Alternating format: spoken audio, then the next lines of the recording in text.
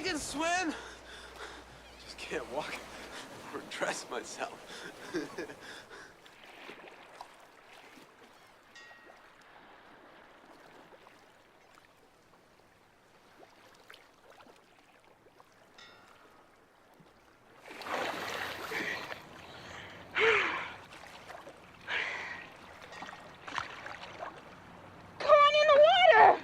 Take it easy.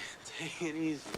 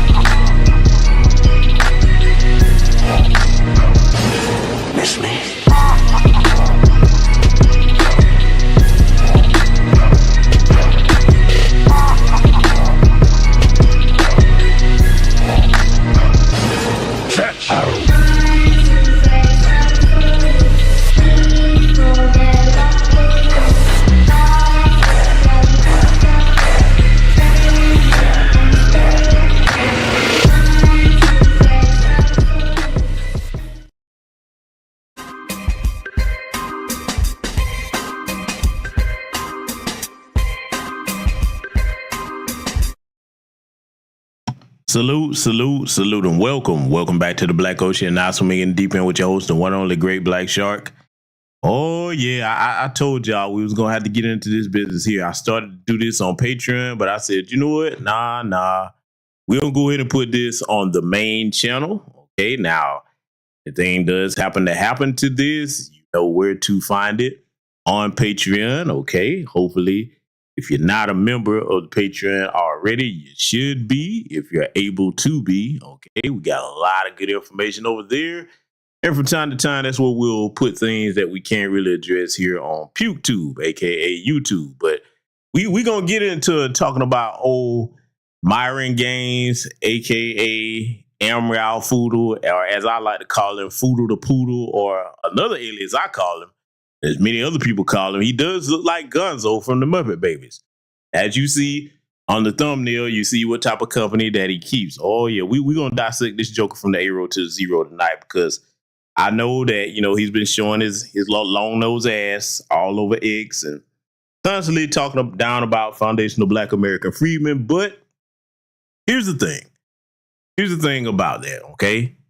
Whether it's Myron Gaines or anybody else, you notice that they'll do that from the safety of their little rat holes, because they know they cannot walk around us talking crazy like that. They can't. They can't.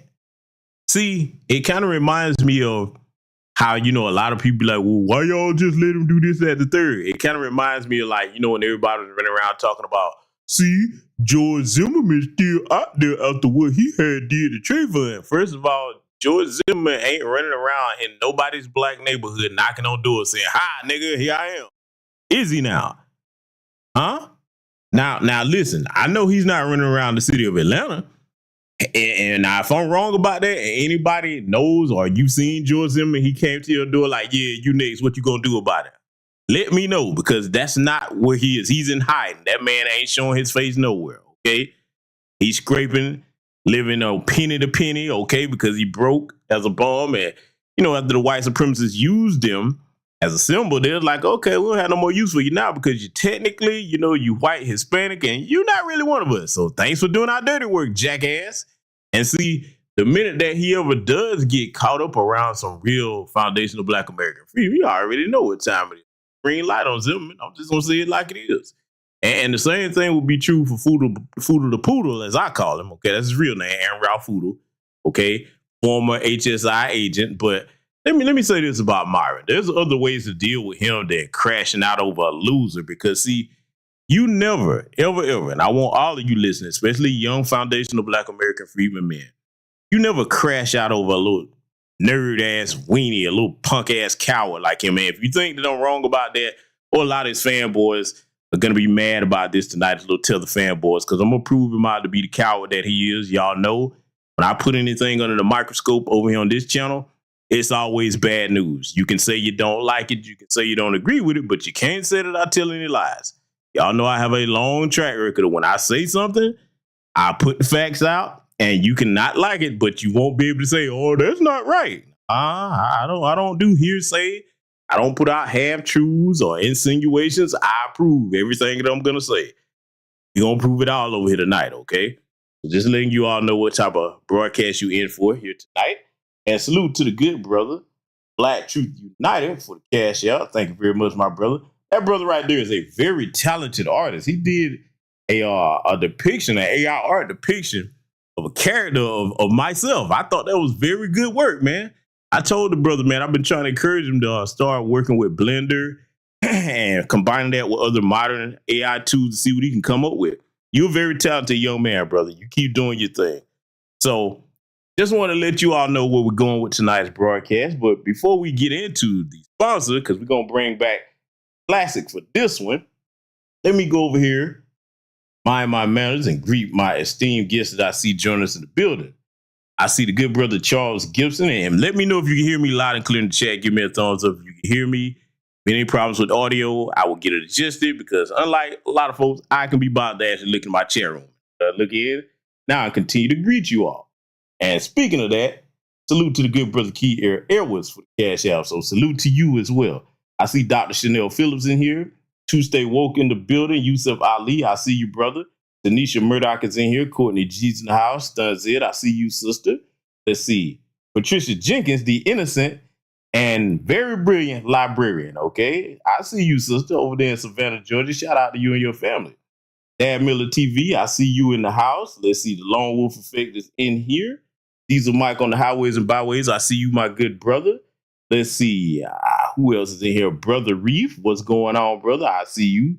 225 girl in the building. I see you. The brother Derek Parker's in the building. I see you as well. B1 Satin Dollars in here. Kevin Blackwell. I see you. Nightfall Drop. What's going on, brother? Let's see. Kevin Jose or Jose Jr. Kevin Jose Jr. I think it's Jose. Forgive me if I mispronounce that. Salute to you, brother, and welcome. Lakeisha Morehouse is in the building. Let's see. GB King Harris. I see you. Let's see. Make sure I don't miss anybody. I think that's a BME. My good brother, Barbara's son live. The elder is in the house. Ladies and gentlemen, welcome to that elder. Hey, listen, if you hadn't checked out Barbara's son live's content, let me tell you something. And brother, I know you're very humble, but you are actually an elder in the community. I got to give you your flowers every time you show up. This elder right here has more wisdom in his content in 3 to 5 minutes than most people have in an hour or 2 hours. Don't believe me. Check it out for yourself. I'm telling you that right now. You will not be disappointed. A lot of great life lessons over there on that brother's channel. I see the good brother BME in here. Let's see. Only Pamela's Way. My good sister Netta J. What's up, Netta Bug? Welcome to all of you and everyone that's joined us in attendance here tonight. And please, I got to say it again. Brother's very humble. He don't really be asking for nothing, but go subscribe to Barbara's Son Live's channel, okay? I promise you, I don't care who you are. You're going to learn something over there. I promise you will. I'm talking about lessons from an elder, you know, that shares his wisdom. He don't have to do it. You don't really see many content creators that are actual elders sharing wisdom like he does, okay, on a regular basis. He's always got good information up there. Yeah, I mean, I would suggest, do it. I'm going to go ahead and say it. Besides the brother Professor Black Truth, Barbara's Son Live's content, it would be the equivalent to me of like the MOT in some ways, you know, very quick content. You can start your mornings out with it. A lot of good information over there. So please go subscribe to the brother's channel. And let's see. I thought I missed some. Heat St. Cloud, I see you. What's going on? So tonight, family, we're going to go ahead and start roasting up Fluke and Fraud, as I like to call Fresh and Fit. Oh, boy, we're going to get our jokes in, but we're going to teach some lessons about cowardice. And we're going to teach some lessons about manhood over here tonight, too. I mean, it's been under attack in a lot of different ways. And we're not just talking about the Kaleidoscope community agenda. It's really been under attack outside the community and inside the Black American community. But we're going to get some straightening over here tonight. So before we do that, got to make sure I throw my people something to smile at. We're going to bring back this classic because it fits Mr. Myron Gaines. Oh, yeah. Y'all already know what time it is when you see that finger pointing at you. We're going to go ahead and get into this sponsor, and then we're going to get into tonight's lesson. Come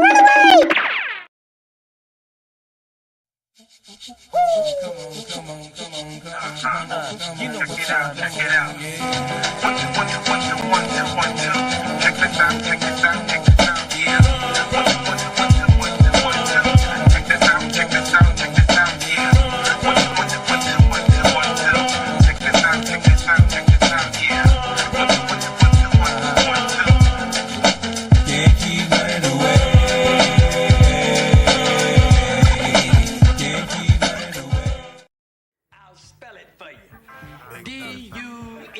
When you need a worldwide tide because you're trying to flee your homeland with no pride, you must make sure that you have the right Joppa gear. We're talking the fleeing sportswear of the year.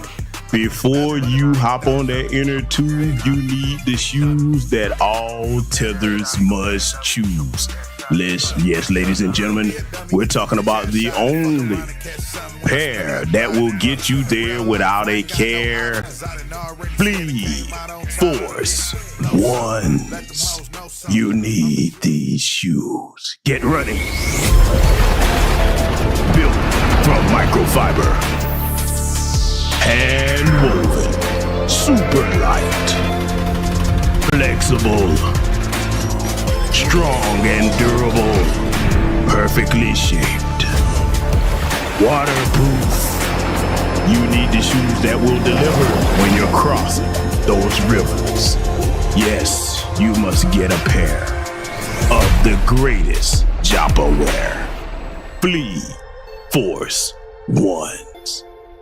Get running now.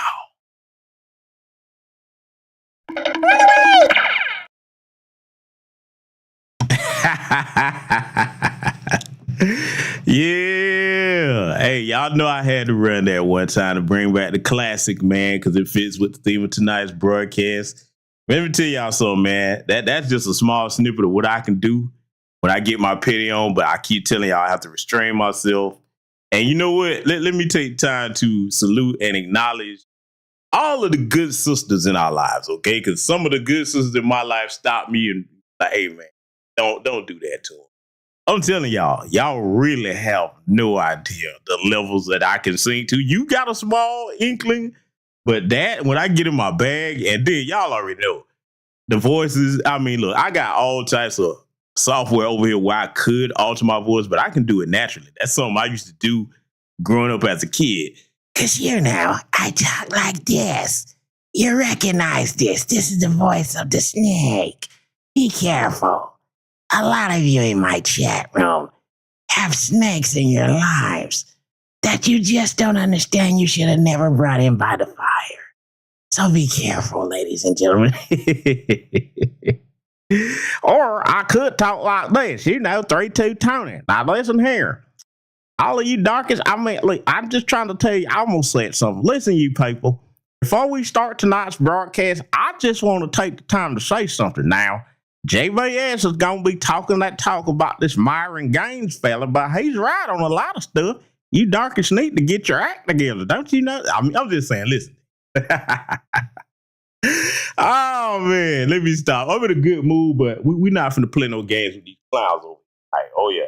We finna go in all the way, okay? We finna break it down from the 0 to the 0. I hope all of you are doing well. How's my family doing tonight? Y'all doing good? Everything okay with y'all in here? Give me a black fist or thumbs up if everybody's doing all right. I hope there's nothing but blessings in your life for you and your family, because tonight we're going to look at some people that don't mean us any good and don't wish blessings on our families that work so hard and sacrifice so much for them to have the opportunity to come here from places where, y'all, let me tell you something, as a very well-traveled man, and look, let me go ahead and give my disclaimer. I love my respectful on-code continental African and Caribbean brothers and sisters. I do. I got friendships that I'll have for the rest of my life with brothers and sisters that's on the continent, over there, over here, and Caribbean people. Okay? I do. But these tethers, oh man, we got to give them this work. And see, a lot of times they come from places, man, where, okay, I'm trying to say this in the most professional and polite way possible. It's like when you go to the Eastern world in particular, it's like night and day compared to over here. And I'm not saying that to mock them people, but the problem is, and I got to put it back on the men, when the men of any group start looking at other men as if they're better than them and they think that they can't do anything without them, then the women start to say, well, okay, cool. If this is the better man, then why should I respect you? Especially if you're not building anything and setting up opportunities for the women and children of your community so they don't have to have Joppa parties and be fleeing all over the place. That as a man, as foundational Black American freedmen men, I think that's something that most of us would not be able to live with if we had to run away from our homeland, which is here, okay? Our ancestral homeland right here where our families are, have been here for generations. If we had to leave here, was run out of here, man, I don't think we could really sleep well at night just saying, okay, well, I'll just go nest under somebody else's tree. I just don't really think that most of us would be able to do that. We, especially as far back as our families go here, all the memories that you got here. So I guess we just cut from a different cloth in that sense. Now, again, I say I would never tell anybody that's trying to escape an actual bad situation, just stay there.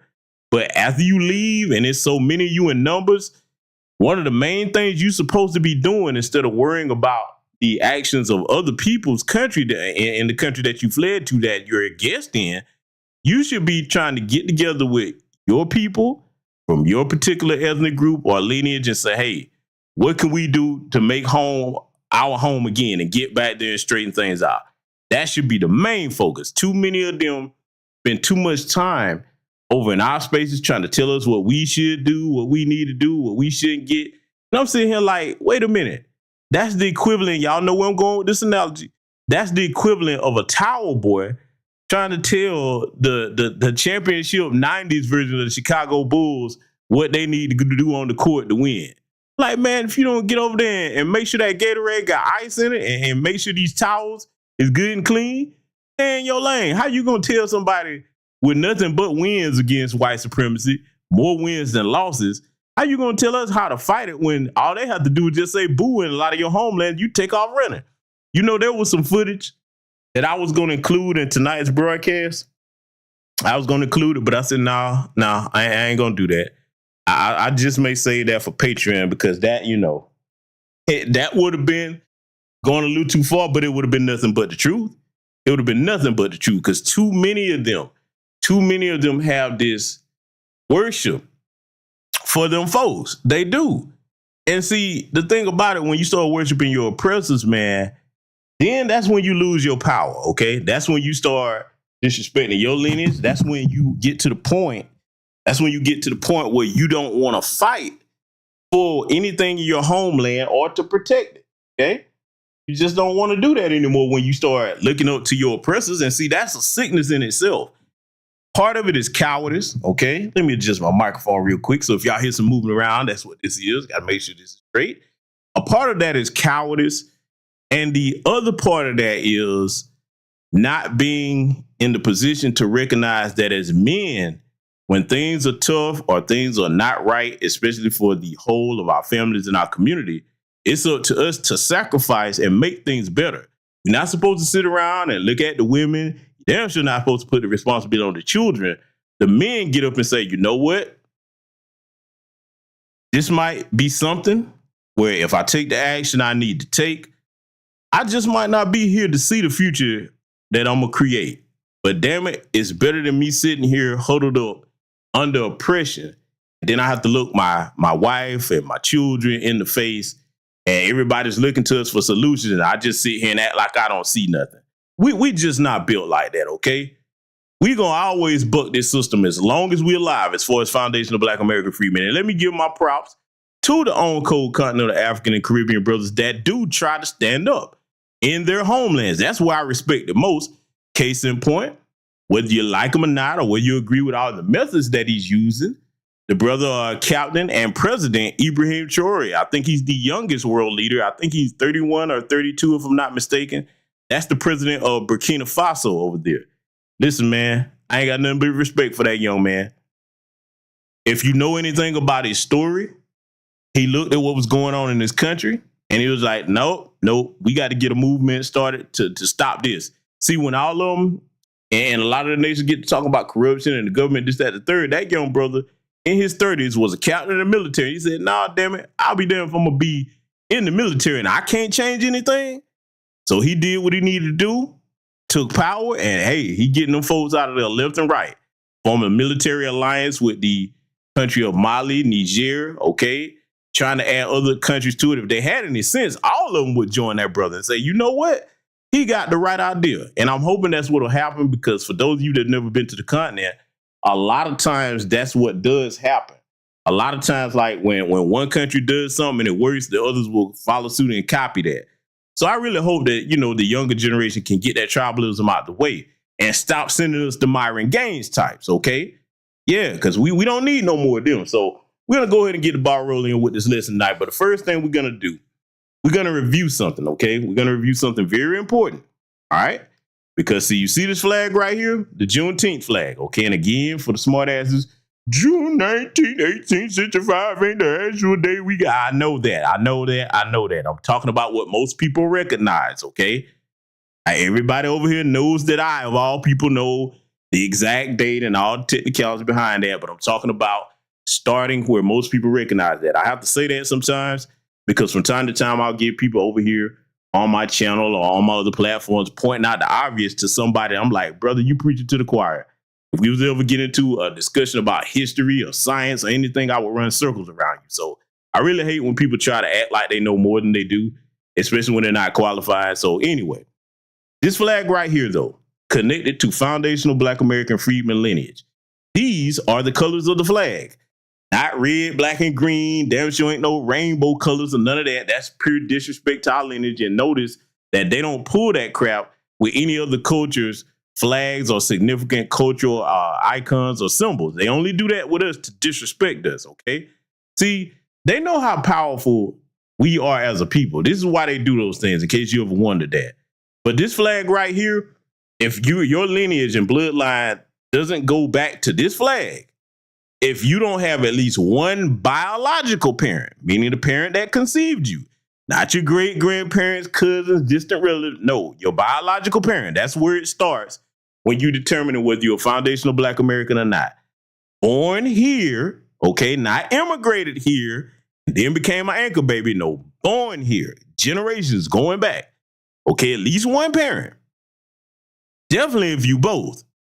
If you don't have any of those things, though, we're going to clear up something about this Black American thing because, see, too many of them will come over here and become naturalized citizens, and then they think, okay, being a Black American or a foundational Black American freedman, they think that has something to do, we've heard these silly things, with which college you go to. They think it has something to do with how long you've been around Black people, how many Friday movies you don't watch, how many rap songs and lyrics can you recite. No, you can't cosplay as something that has to be in your blood. Our lineage is in our blood. And listen, there's nothing wrong with respecting other people's culture or lineages. But as far as trying to be that, you can't. Let me tell you something. I am very proficient and have several black belts in a couple of martial arts from different parts of the world. That doesn't make me Japanese. That doesn't make me Chinese. That doesn't make me Korean. I don't try to be that. I respect those cultures and the things I've learned, but I'm proud of who I am, okay? And everybody should be proud of where they're from in their culture, okay? So I want to say that. So we're going to review something here, and it's something that I saw online. A lot of you sent it to me. And I said, I can factor this into tonight's lesson to go ahead and teach with this. I want y'all to listen to this, right? Because we're going to have to clear something up once and for all. So we're going to go ahead and get started. Serious question. I need the answer. Please, someone help me understand. So my question is, how long does it take for a first, second, or third generation African being born in America or whatever, to become Black American? Like when, because eventually they will, right? Like. Now you can tell by the way she's asking that question that she's kind of confused. You can see, look, I'm not even trying to be mean or funny. You can see the confused look in their eyes and see that's something that, you know, I try to make sure that the continental African and Caribbean people that I'm cool with, especially over here, I try to make sure they're up on game about a lot of stuff, especially they're good to me, okay, and have been for years. I don't like to see people clueless about stuff. So a lot of times these people, man, and she's asking the question about the anchor babies, you got to call them what they are. A lot of times if they're not anchor babies or people that have actually immigrated and become naturalized citizens, they think, like I just said earlier, that you can be over here for a specific amount of time, go to HBCU, et cetera, and that makes you Black American. Okay, let's deal with this. Of course, if you're born over here and you first, second generation, all of that, you're an anchor baby. You're Black American legally on paper. This isn't even up for dispute. This is just common sense. Legally, they can claim to be Black over here. Culturally, and as far as your blood lineage, as far as going back to foundational Black American freedmen lineage, absolutely not. If your people came over here, they had you here, you were born in this country, legally, on paper, you're a Black American. Are you connected to our lineage? No, you're not. Your people, ancestors do not go back to the killing fields of the American South on these plantations like ours do, okay? That's where that starts. So you not gonna become us, because that's what she really mean when she's saying that. And see, look, let me tell you something. We got to bear some responsibilities too. Now, why am I saying that? Because for the longest, we have let people think that you can come over here and cosplay our culture. Salute to Latravia Lawson for the cash out. Thank you very much, my good brother. We have let people come over here for the longest and think they can cosplay as our lineage. Okay, you know, we was all on the everybody black, we all black. And now it's like, since delineation has come in, you melanated, but that doesn't make you a foundational Black American freedman. Now, legally, you can say I'm Black American, but I mean, look, we just got to call it what it is. This is going to hurt some people's feelings. So I'm going to use a famous example of an entertainer, okay, to say this. Look at the comedian Godfrey, Nigerian American, okay? As funny as some of Godfrey's stuff is, okay? Yes, we all know he liked them white women. I mean, yeah, y'all most of them do. They got to have them. But as funny as most of his stuff is, he does some great impressions. At the end of the day, even he can't mimic who we are down to the core of the spirit of our people. You can't. I don't care how long you've been around us. It's just certain things that it's nuances about our culture that you're just not going to catch. You can do a good voice impression. But I mean, look, if Godfrey was hanging, and see, this is what they think too. They think because, okay, if they hang around no black people, they've been here for so many years or first, second generation, they be thinking that, okay, well, I know how y'all talk. I've been around, y'all hung around you. And then you know how the Latinos do it. Well, like, we party together. I'm like, yeah, they love that, talking about who party together stuff. But at the end of the day, that does not make you a part of our lineage or our culture. It just does not. And the same would apply if we were trying to be a part of their lineage and culture. It's silly when we see it, but for some reason, when they see it, as far as them trying to cosplay us, they think that makes sense, and it doesn't. And see, here's the main thing. Let me go ahead and tell y'all right now, especially for you first, second, and third generation folks, okay, and I'm not saying this to be mean. The main reason that you cannot be us or really cosplay as us as good as you think, no matter how many black folks you hang around that's of our lineage, if you grew up in a household that doesn't have foundational Black American freedmen cultural norms and traditions, how you gonna be us? Huh? At best, you'll come off like Godfrey with a few things that you can hit the mark on and be like, okay, yeah, all right, that was funny. That was a pretty good attempt. But at the worst, you're going to come off like Cynthia Erivo. And my God, have y'all seen some of the pictures of this woman? Now I'm going to be petty. Cynthia Erivo, that's what I'm talking about. Okay? Man, don't her little bald-headed ass look like one or two things? She looked like them old, like a melanated version of that. Or y'all remember the old movies, Nosferatu, the vampire movies? Yeah. Look that up, young people. Nosferatu, old ass vampire movie. We talking about this movie like in the black and white days. We talking about, man, at least in the 40s, something like that. Man, don't she look like a melanated version of that thing, man? That big ass bald head, them long ass ears, that face. And if she don't look like that, y'all ain't gonna never be able to get this out your head. Don't she look like that damn one of them damn Cenobites from Hellraiser? Y'all remember the original Hellraiser movie that came out in '87? Huh? Yeah, go and do some side-by-side comparison. See, I should have had that queued up, but, you know, this ain't about that. I just had to go there. At worst, you'll come off like Cynthia Erivo, okay? So I hope I made myself clear on this, but I'm going to let her continue talking, and then we're going to further point some things out about what she's saying. They're immersed in Black culture. I know they're still going to be in their own culture, especially if they're first, second, and third generation, but when will they be considered Black American? I have another thought. I've been smoking. And there you have it. Y'all know I'm finna go. I'm gonna make some people mad. She came back with, I have another thought. I've been smoking. I'm like, oh yeah. I kind of thought that when I saw them lips.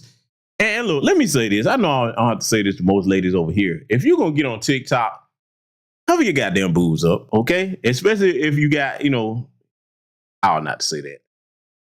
Just cover up, okay? Stop trying to show everything all the time. Yeah, just put something on, okay? Moisturize too, okay? You know, the ashiness, that ain't cool. Them lips and all that other stuff, you know, the smoker's lips is what I mean.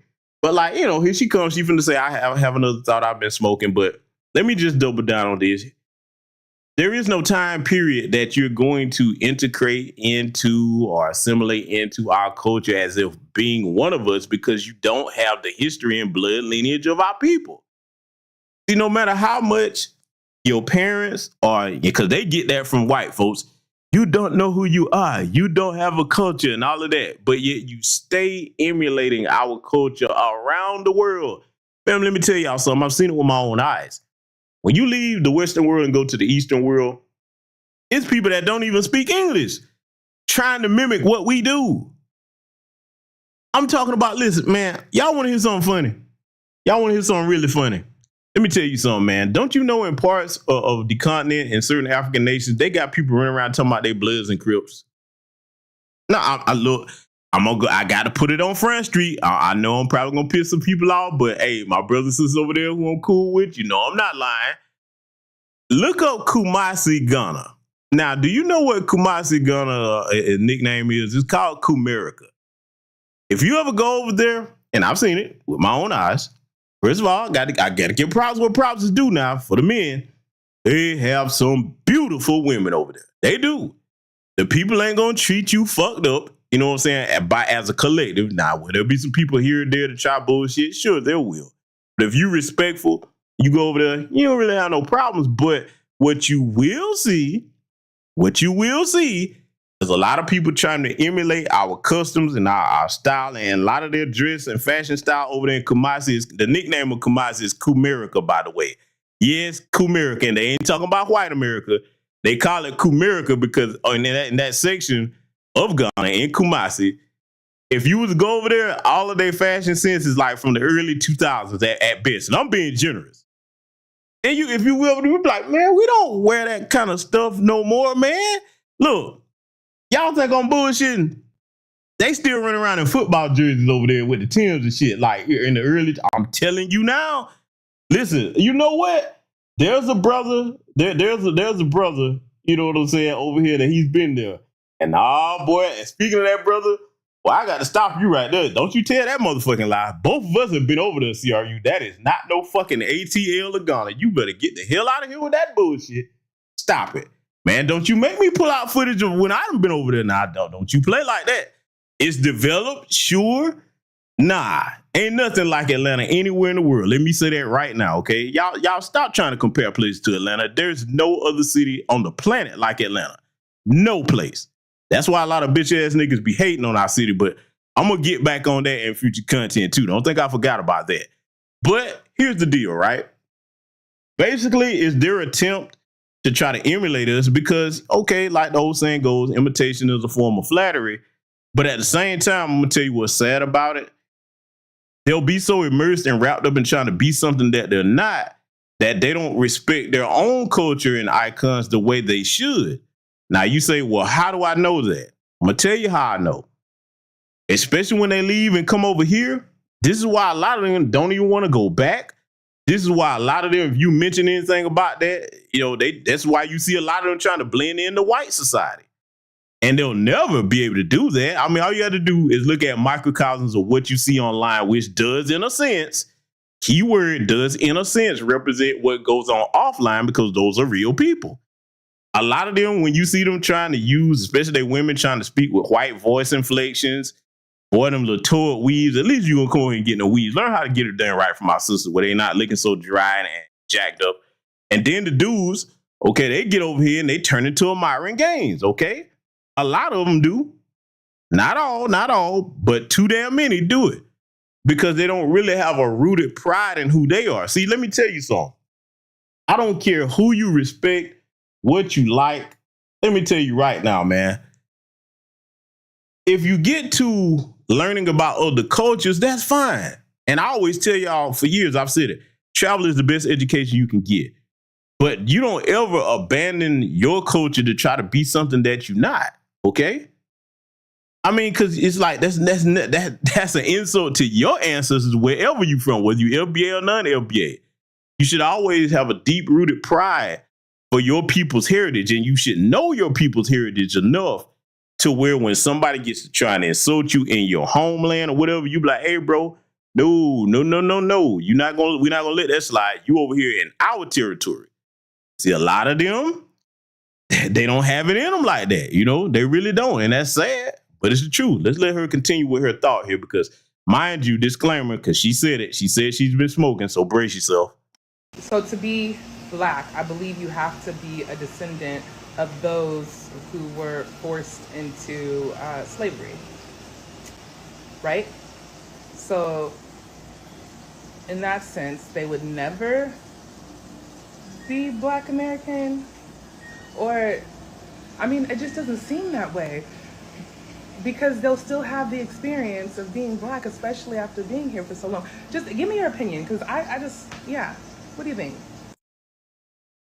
Okay, so I'll tell you what I think. Back to this flag right here. If your roots don't go back to this Juneteenth flag, okay, you can't trace at least one of your biological parents, because that's what you have to get them with. And a lot of people don't really make enough of a point of that as they should. Your biological parents, one of the ones that gave birth to you, your mother or your father, they're not connected to foundational Black American freedom lineage, then you're not connected to it. It ain't got nothing to do with how long you've been around us or how many movies you watch, rap songs, you know, HBCUs you went to. None of that, okay? See, we can't think a union member like Kamami, okay? Running around cosplaying as if she's us. And then I already told us, y'all know her line, which is the only thing I respect her for. I'm not going to be saying this. I'm going to be with Black people now. Let me say that again with the snake voice. I'm not going to do something that's only going to benefit Black people. Yes. Raggedy motherfucker.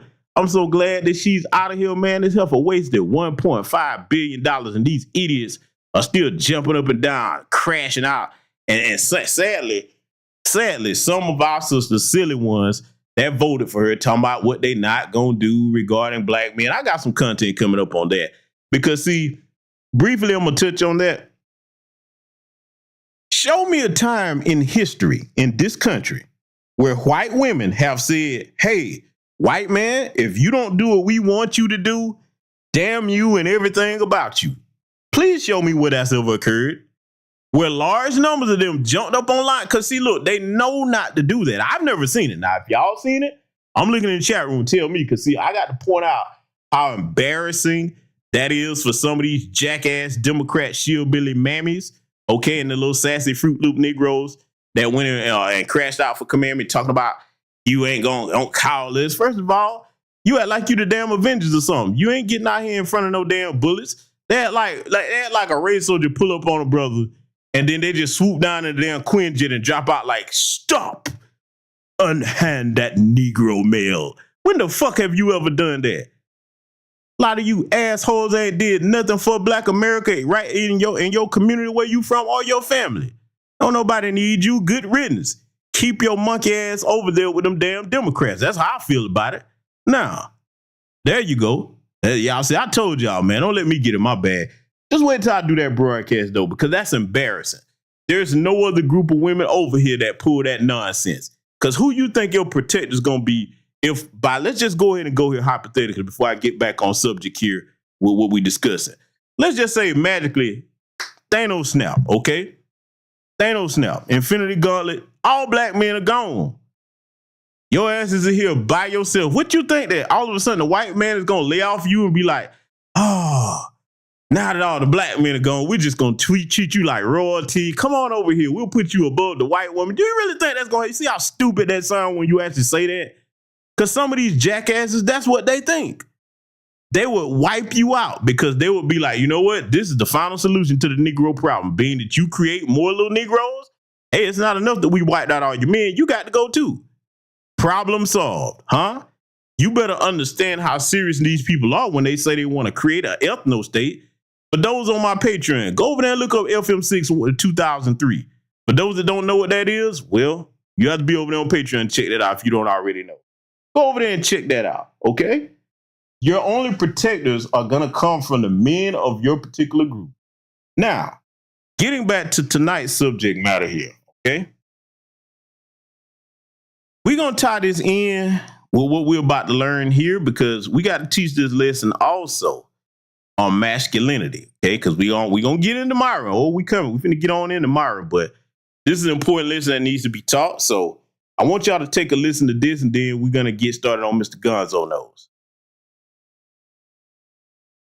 So masculinity is a problem because it is a condition where you will fight back, which is the number one thing that they never wanted. Where there are masculine men, there are safer environments. And what do I mean? This whole toxic masculinity farce that people try to toss out here. The term toxic masculinity came from two Caucasian men. There we go again. Shepard Bliss and Robert J. Stoller. Number two, if that term came out and then it became overshadowing of what masculinity is, it blurs the lines of what masculinity is and what it is not. So now what people perceive as masculinity is putting their hands on a woman. That's masculine. No, that's not what masculinity is. Masculinity would prevent a man from putting his hands on this woman. Masculinity protects the community. Masculinity raises and respects children. Masculinity secures women. Masculinity makes it to where you're not gonna step over here and not get checked if you don't operate properly. That's what masculinity is. Toxicity is the opposite of masculinity. You can't even put those together, because the other thing is, you knew it was an agenda because you never hear people talk about toxic femininity,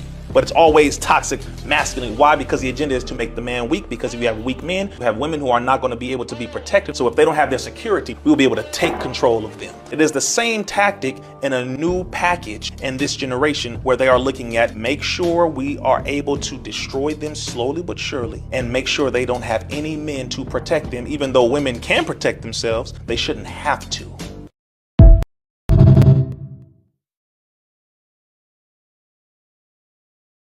Okay, that was our good brother Reza Islam there. And if you hadn't tried out his intellectual power, get you some of that, man. That stuff is actually worth its weight in gold. Very good all natural health supplement. That's also the brother that's responsible for, if you look on my community tab, you can find it, the feminine product Peace Pads, okay? That doesn't have all those toxic metals and chemicals in them. So sisters, I guarantee you that if you try that product out, you won't regret it, okay? And it's very affordable too, okay? So that's another thing I have to give that brother props for, in addition to the wisdom that he just shared. So now let's go deeper into this before we get into this clown sitting up here, hooked up with this little plastic face, whatever she is, bimbo, trying to pass as a white woman, because I don't think she's white all the way, but boy, he's tasting women. Anyway, let's deal with what Brother Rizzo was saying. Now, it's true that when you hear them mention toxic masculinity, they never talk about toxic femininity. Why? Because we clearly see what toxic femininity is on full display. The sexy red Sukihanas, Glorrillas, all this goofy love and hip hop garbage, every 5 minutes you got these women out here just doing all kinds of ignorant stuff, because they know that that's how you destroy future generations, is through the women primarily, since they're the first teachers of children. Now, why don't they mention toxic femininity?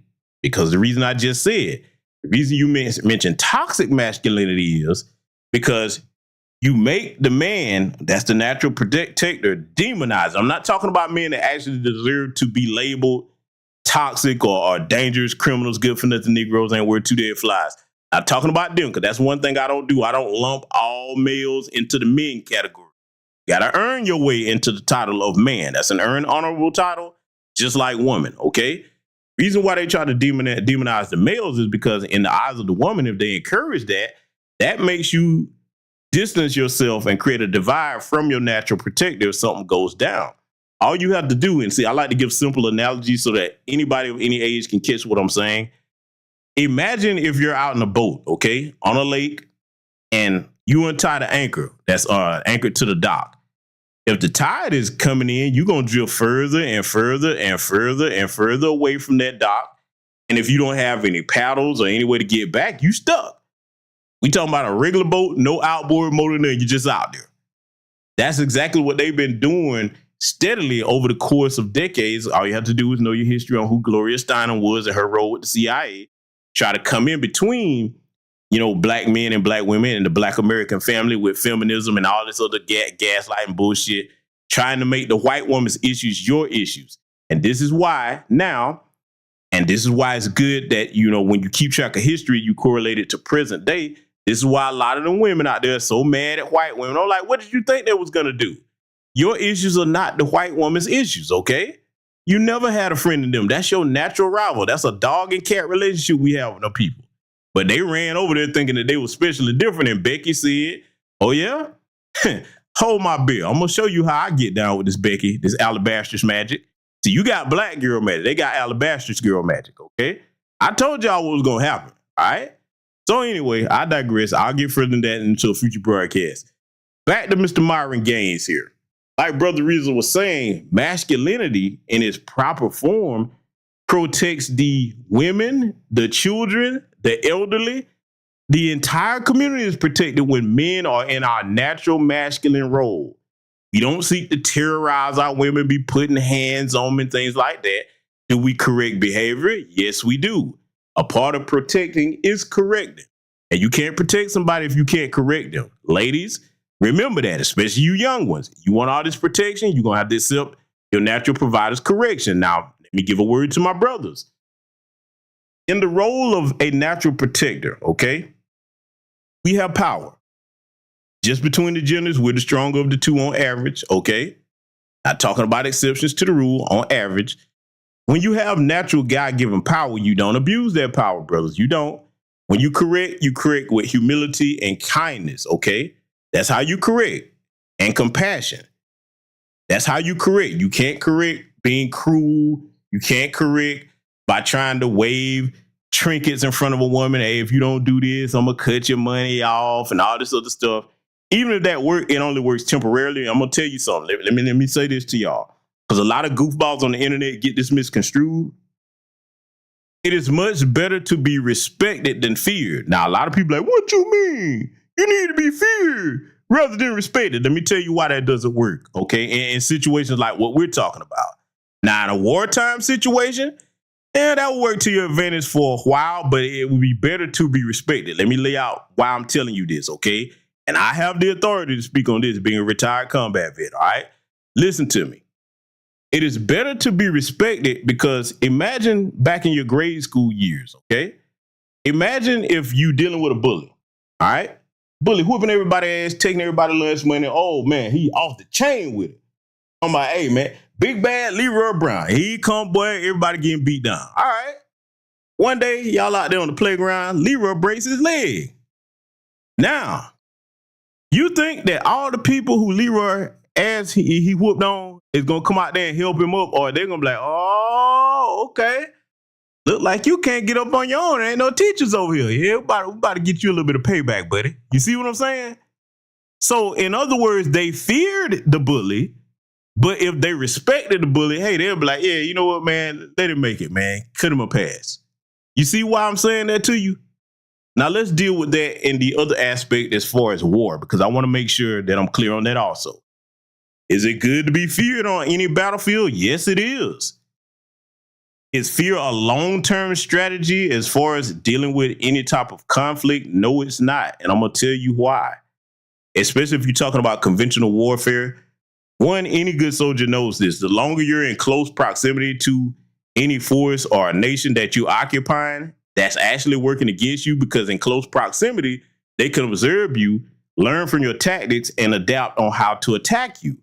Now, if you gain the respect of those people, you don't need to occupy them. That is the more optimal situation. This is where you hear the phrase winning the hearts and minds coming from, okay? So did I make that clear to everybody in my chat room? All of y'all understand that? Always strive to be respected more than you're feared, okay? When your children respect you more than they fear you, that's where you have the best relationships. I'm not saying there's not going to be times where you got to straighten them out. They're children. They have to be trained. But you should want them to respect you more than they fear you, okay? A lot of people really don't understand what I just said when I say that. But trust me, when you live long enough and you live by example, especially if you came up in a family like mine, you understand the value and the importance of that. Now, let's get on Myron here. Because, boy, I heard some of the stuff about his family situation. I can't verify any of that, so I won't repeat it. But I know a lot of y'all probably heard it, and, you know, some of y'all might have seen certain things. Hey, I got to verify most of that before I speak on it, because that's what I do on this channel. Because everything I'm about to show you tonight is verified. Most of it going to be verified by this gonzo-nosed jackass here. First of all, let's take a good look at him. Oh, boy, got all 32 of them teeth showing with that little long-ass pencil sharpener nose of his. Happy as a pig and slop to be next to something that's white adjacent, because she doesn't look like a full white woman. Oh, boy, that's what he like. He think he's made it in life, okay? Let me tell you something, man. You know what, let's look at a closer picture of this jackass here. I know y'all like, GBS, why you gotta torture us with a closer picture? Because I really want you to see the cheese-eating grin in this ultra Sudanese Sambo's face, okay? Let me tell you something. Everybody's heard the old adage, the eyes are the windows to the soul, right? I want you to look at his eyes. Take a good look at them, okay? Good look in them eyes. I'm going to ask the men especially. Brothers, do you see any masculinity in his eyes? Take a good look. Because as men, that's something that we understand. You can look in another man's eyes and tell, okay, yeah, that's probably a straight-laced brother right there.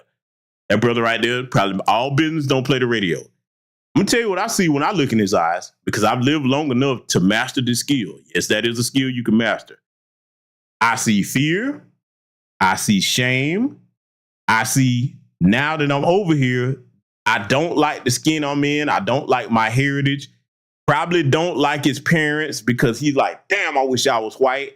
But now that I'm up here with this white woman, this eases my pain a little bit.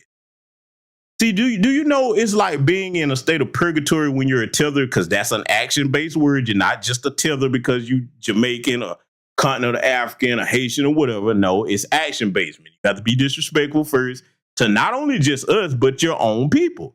A lot of people don't talk about that aspect of it. Myron is basically in a state of self-imposed purgatory because when you hate who you really are, when you hate where you come from, you can't be anything other than what you were born as. You can't. So for you to never be able to make peace with that, what you have to do is try to lash out at other people that are 100% comfortable in the skin we're in. Listen, as foundational Black American freedmen, our community isn't perfect. Our lineages are perfect. We have things we need to work on, but we are proud to be Black. You didn't hear anybody else in the world before James Brown said, say it loud. Come on, man. We know that song. Say it loud. I'm Black and I'm proud. That wasn't just a song. That is a cultural anthem.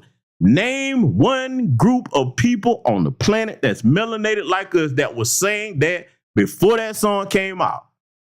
Not only saying it, but living it as a lifestyle. When you go back and look at pictures of the brothers and sisters in the mid-60s, early 70s, and on throughout, big, nice, beautiful afros, wearing our natural hair, the style of dress, our lingo, how we greet each other, brother and sister, a familiar term. Well, if we greeted you with that, that meant, hey, I'm communicating to you that I recognize you. I see you, brother or sister.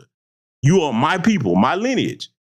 We the only group of people that's really got that in our culture that way. Do you understand me? No disrespect to other people's cultures. We just telling the truth. The other people that do adopt that, they got it from us. All right? He don't have that. You can look in this boy's eyes and tell that where he grew up, they say Connecticut, okay? Because from what I'm hearing, they say he was born here. Ain't gonna go into the stuff they saying about his mother until I can verify that. But they say he was born here in Connecticut, and you know he couldn't connect to anybody because I got again hearsay until I verify it. Say the boy don't know his father. Father wasn't in his life. So you think about, and see, I got to say this. I'm talking to all women. I don't care what lineage you from, what age you are. Okay. Let me tell you something. The rage that a child, especially a little boy, will feel if he never knew his father, that's devastating to him, especially if he don't have any other men in his family to get in the game from. Now, you think about Myron's situation. I'm not feeling sorry for him. I'm trying to explain to you how this bastard got to where we're about to examine. When you have somebody like him, you don't know your father, allegedly, okay? Then you over here in a place where you're not related to anybody. Do you understand the hell this boy caught up? Because even if his mother did the best she could with him, okay? A woman cannot raise a boy to be a man, just like a man can't raise a little girl to be a woman. We can't teach them to be something that we've never been. We haven't gone through the phases of life to take us to that level to be a woman. The same thing for a woman. You can't go through the phases of life to take a little boy to a man. Now, what you can do is teach him to be a good person, a respectable person. But in life, there's going to be lessons that only a father or an uncle or grandfather can give.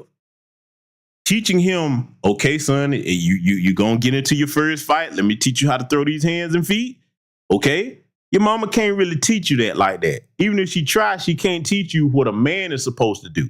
Okay? She can't teach you how to carry yourself around men because she doesn't know that. And if she tries, she's going to teach you how to carry herself and carry yourself like a woman, which is why you see Myron acting the way he acts, because he thinks that all that loud talking is masculine. No, let me tell you something right now. Any of us, especially those of us that grew up with our fathers, that loud talking stuff, that's how you know who's the weakest guy in the room, the weenie dog. It's always barking like a little chihuahua. Let me tell you something. True masculinity is powerfully silent, okay? See, he's the guy that when he gets upset, he do a lot of talking.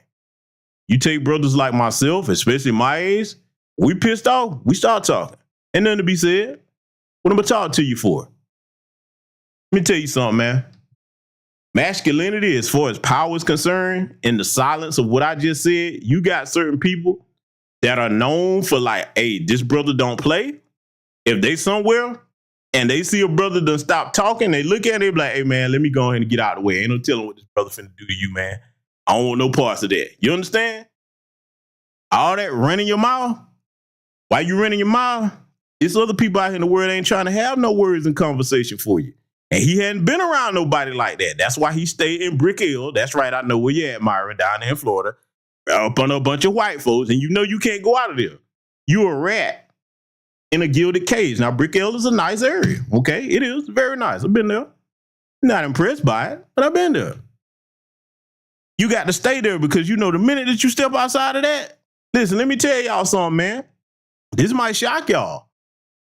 Myron even got some non-FBA people that want his head down there. I'm just telling you like it is. I ain't got to wish nothing bad on him. When you run that mouth like that, and see, that's something other men know not to do. We know not to make enemies of everybody to the point that you can't never go nowhere and you don't know when somebody gonna steal to you. But see, let me teach you a lesson too. Look at this picture.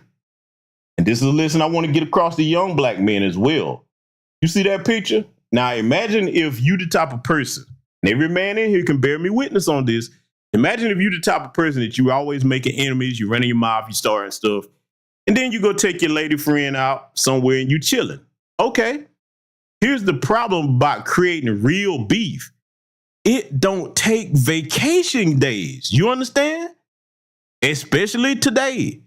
See, gone are the days of old where if you had beef and you was a street dude, and this clown ain't no street dude, but I'm making a point. Gone are the days where if you was a street dude, you had beef out there in the streets. A person may, or a group of people may see you say, you know what, man? Nah, man. He with his mom, man. Let him make it, bro. He with his old lady and his kids. Let him make it. Let him make it. Today is wherever you get caught at, including right here in this picture with your girl. My point that I'm making, the dude is going to make, because I see it coming. I've lived long enough to see this. The people that run their mouths like he do, all it takes is for you to piss off the right person or group of people. Okay, and look, Myron ain't the only one I'm talking about. Your Charleston Whites, all of them. All it takes is for you to piss off the right group of people that really want to get with you. They're going to be like, hey, okay, wherever I catch you is where I catch you. Church, on the toilet, I don't care where you at. I'm coming to get you. Then what you going to do? Because see, usually the motor miles, they never really prepared. And I mean really prepared. When people coming to get you and they're like, nah, ain't no words going to be said. All we trying to find is where you at and then get to work. I hate to say it, but his time is coming. So he's the opposite of masculinity. Because see, the true thing about masculinity, the only way that you will ever get into a physical confrontation with a woman is if she's armed with a gun or a knife and she's trying to hurt you, your family, your kids, something like that. Okay, all bets are off then. You're going to get what you got coming. Other than that, if it's just your bare hands, man, look, I'm a believer of this. Men should keep our hands to ourselves. Women should keep their hands to themselves. I also got to do some content on, I saw Clarissa Shields up there. She running around, still trying to challenge men to fights. And most masculine men, now the goofy incels, they want to see her fight a woman and get knocked out, but I don't. No man worth his balls want to see a woman fight a man. We ain't trying to see that, man. Go fight another woman. Fight Amanda Serrano. That would be a great fight. I would love to see them two get it on. Two women? Nah. Men don't have no business in women's sports, and women don't have no business challenging men to no fight. Okay? outside of like sparring. And see, this is the other thing too. While I'm touching on the commercial shield things.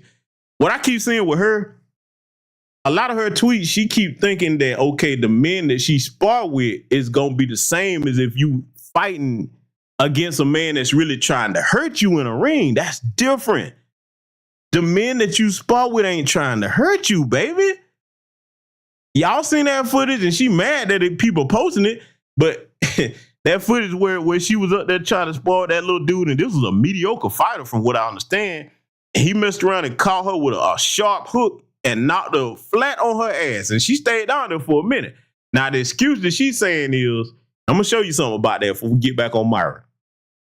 The excuse she's saying is, okay, the guy took the pad and out the gloves. Now, if he did that, you can be arrested for that shit. That is illegal. You can kill somebody like that, okay? But now, if he didn't, because he claimed he didn't, she claimed he did, okay? If he didn't do it, that ought to show you still can't go up against a man, whether he had padding in there or not. You got knocked on your ass, you ain't get back up. Because I will say that, just that one punch, if that had been a man, let's just say he ain't had no pad in his glove, we would have got up. We would have got up and been ready to go. Like, oh, okay, that's how we doing it? Yeah, we about to have fun now, buddy. Not her. Oh, no. She was down there on her ass, and then the other part of the story is she got mad and wanted to go get a knife to pull on dude. It's all kind of crazy. I'm going to cover that coming up soon, though, because I got some lessons to teach about that. Women, y'all got to stop that, man. Stop inflating your egos like you just going to fight on men. That, because even if you have beat up some little dude or whatever, the average man will whoop your motherfucking ass. Our hands are 17 times stronger than y'all. Muscle mass is much thicker than y'all. Your skin is thinner. Your bones are weaker.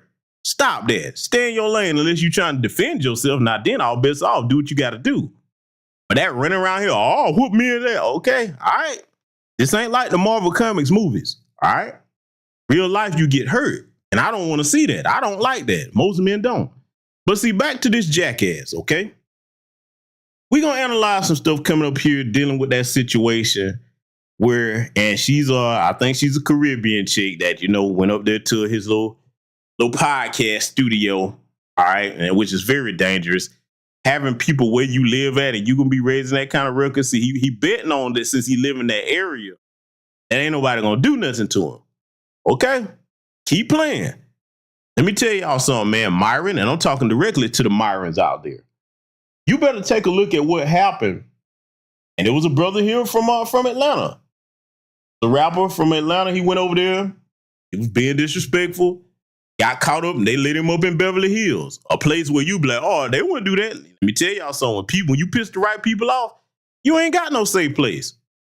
I know people out here right now that if you was to piss them off and the only place they could get to you is a police station, well, fuck it. They coming. I know a lot of y'all be like, okay. I've seen some things. Trust me. All right. We're going to deal with this clown, though, because there's several lessons here to teach. So we're going to start out by hearing from this chick and see. I'm going to critique something about her because I want to make a point to even non-FBA sisters that's listening to this. Maybe y'all can read some of your fellow non-FBA folks and try to get through to them because it's a lot that started out wrong with this whole thing. Let's get into it.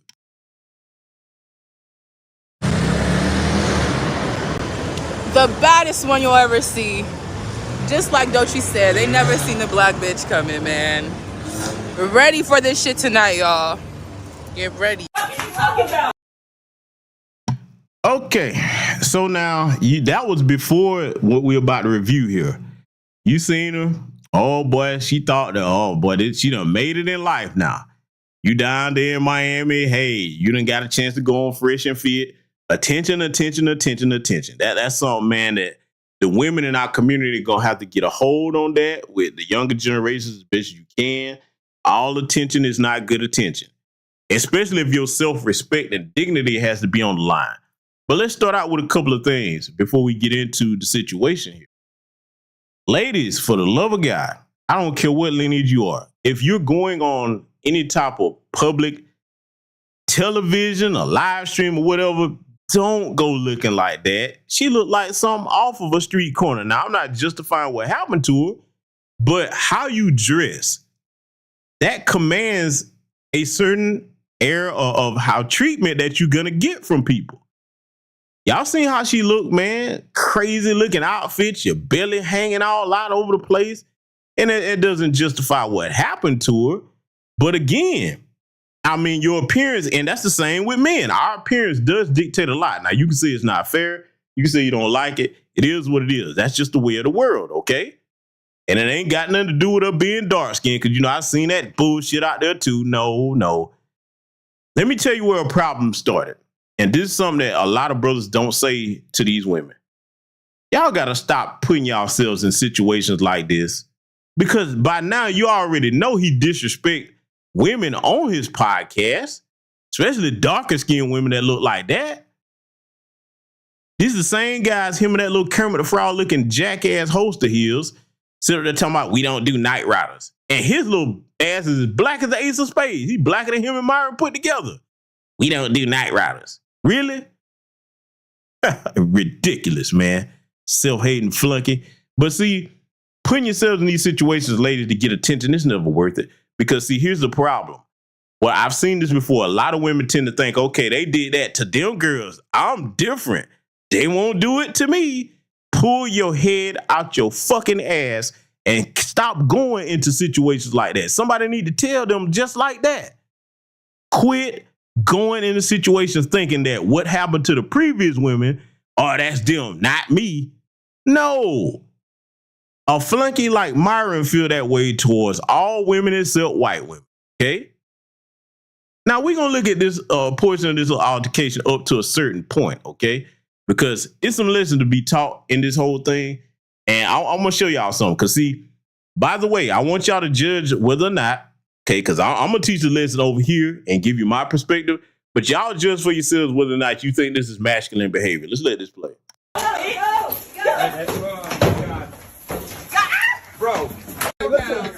I had screenshots of me saying, nah, she's ugly as fuck, man. You know what? What the fuck are you gonna do? You gonna put your hands on me on your camera? I'm not about you, but you're ugly, bitch. You look like shit. Thank you. Your mom does too. And everything you're saying to me will bounce off of me and stick right back to you, your kids, and that bitch that you fucking on. Now, let me pause this right here. Oh, let's get it off that shot. I want to see that. That's somewhat better. I ain't want to pause on his little tight ass pants. That's another thing. The boy always wearing them goddamn skinny jeans. I don't know no masculine men do that. And we've seen them pictures of him. Y'all know I showed y'all the pictures years ago. He was all laid up with his little white boot thing. That's a whole nother story for another day. Listen, man. Couple things wrong with this part right here already. First, let me start with the ladies. Then we're going to get on Myron. Ladies, if you go somewhere, okay, now most of you in this chat room should know this, but some may not. Some listen to this on the playback may not have been told this. I'm going to tell it to you now.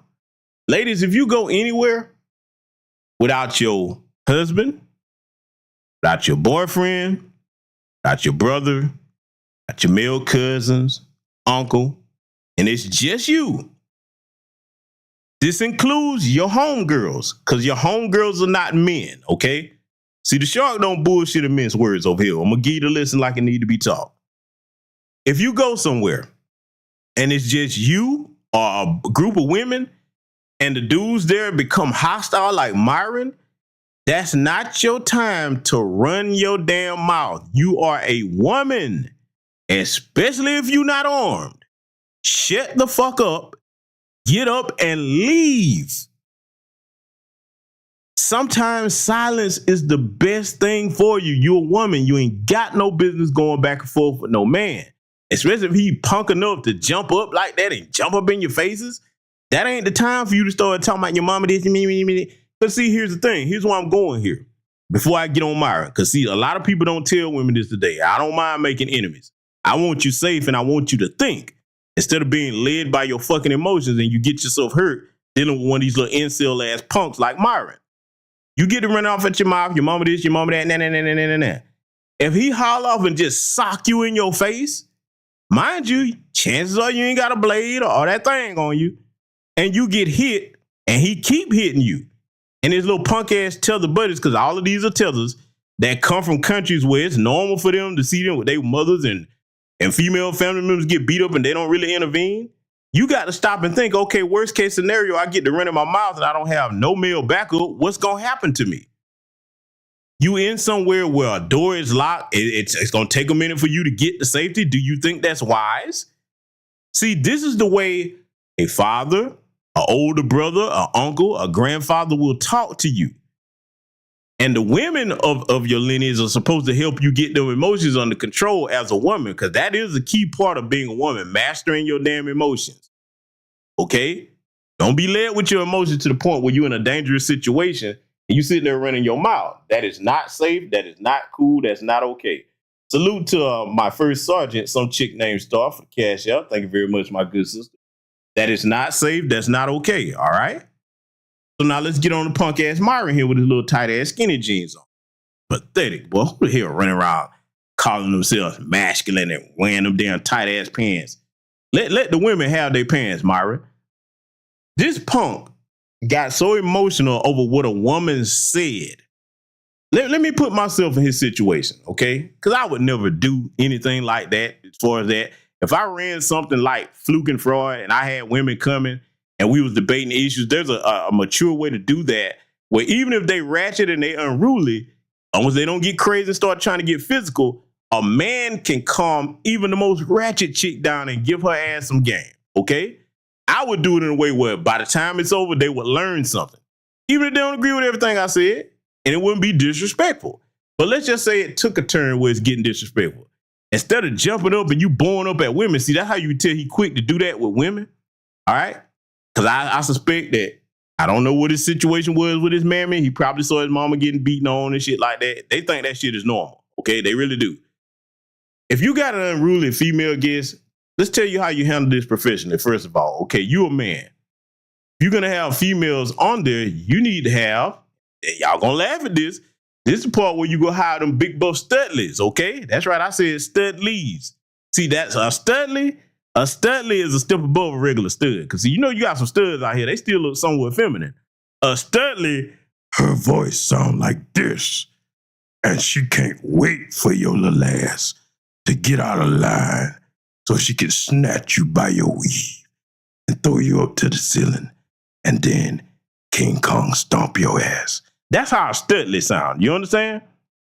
A studley, some of the studleys, y'all probably laughing, some of the studleys have deeper voices than most men that you know put together, okay? Whatever they be doing, you need to get you some big buff studleys, okay? I'm talking, look, in case you want to know what I mean by a studley, you need you a Simone the linebacker Mammy Sanders built chick, okay? That's what you need. You need to get you about 5 or 6 of them on your payroll. So, you know, when it's time to deal with the women, the men ain't got to do nothing. Studleys. And listen, if you want to incentivize the studleys, this is what you do, okay? You make sure that included with their pay, hey, you give them complimentary dildos, okay? Now make sure you do your research on the kind that's quality that they like, okay? You got to give them things to incentivize them, you know what I'm saying, to actually go and whoop ass when it's time to whoop ass if that need to be done. Or just go ahead and escort them out the building. Because, see, I guarantee you, if a studley get hands on them, oh, it's over with, bro. A studley is going to lift them up, put them on their shoulders, and tote you out of here. He told you you had to leave. It's time to go. Now, listen, I got some films I need to get up with, right? My girl is tripping. She wouldn't let me use the right strap on. And here you go. Don't make me. I'm just saying, look, if you get you some studleys, they can take a chain and put it in between 2 dildos and have some dildo chokes and whoop all kinds of ass. See, look, I'm just letting you know some ways you could have handled this stuff. All right? I'm just saying. That's what I would have did. I'd have had the studleys. I'd be like, hey, you see this help over there with them little pink dildos with that chain? Don't piss her off now. Because if I tell her, she going, hey, if I tell Gilda, because they always have them hardcore names, Gilda or something like that, I'm like, hey, she going to get with you now. All right, you don't want that. All right, you interrupted her lunch break too. Don't come on now. So, look, let me stop playing. Listen, in all seriousness though, you have your female security and they go ahead and intervene. Okay, you've already trained them, went over scenarios and protocol. Like, hey, if the female guests get unruly, hey, without me saying anything, I need you to come on over to the table, just be standing there.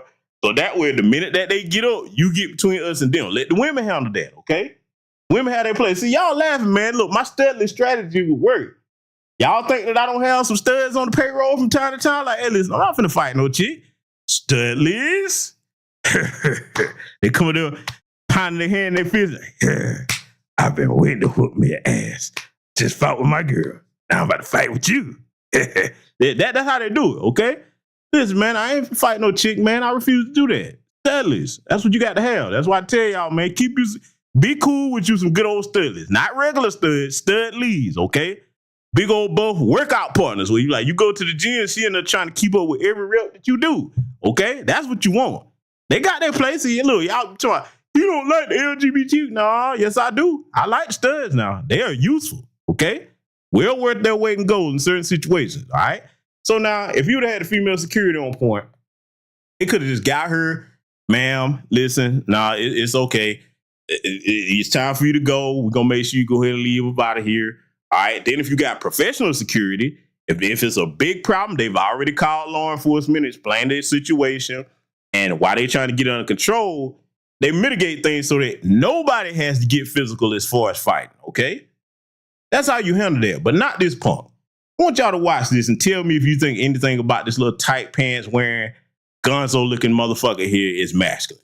You just transferred your energy and gave me all your money, nigga. I declare and I decree that. This show is going to be in the fucking ditch. Just like you and your bitch. How about that one? Do it. Get the fuck out of here. It's Florida. You stupid nigga. Get the fuck up out of here, bitch. This is Florida. You niggas aren't going to be This is Florida. Now, let me, y'all heard him. You stupid nigger. He loved to say that. Oh, but he loved to throw that N-word around, huh? We've seen Myron in spaces with white supremacists that he stay trying to earn acceptance from. They reminded him that, hey, you nigga too. You haven't transcended blackness over here.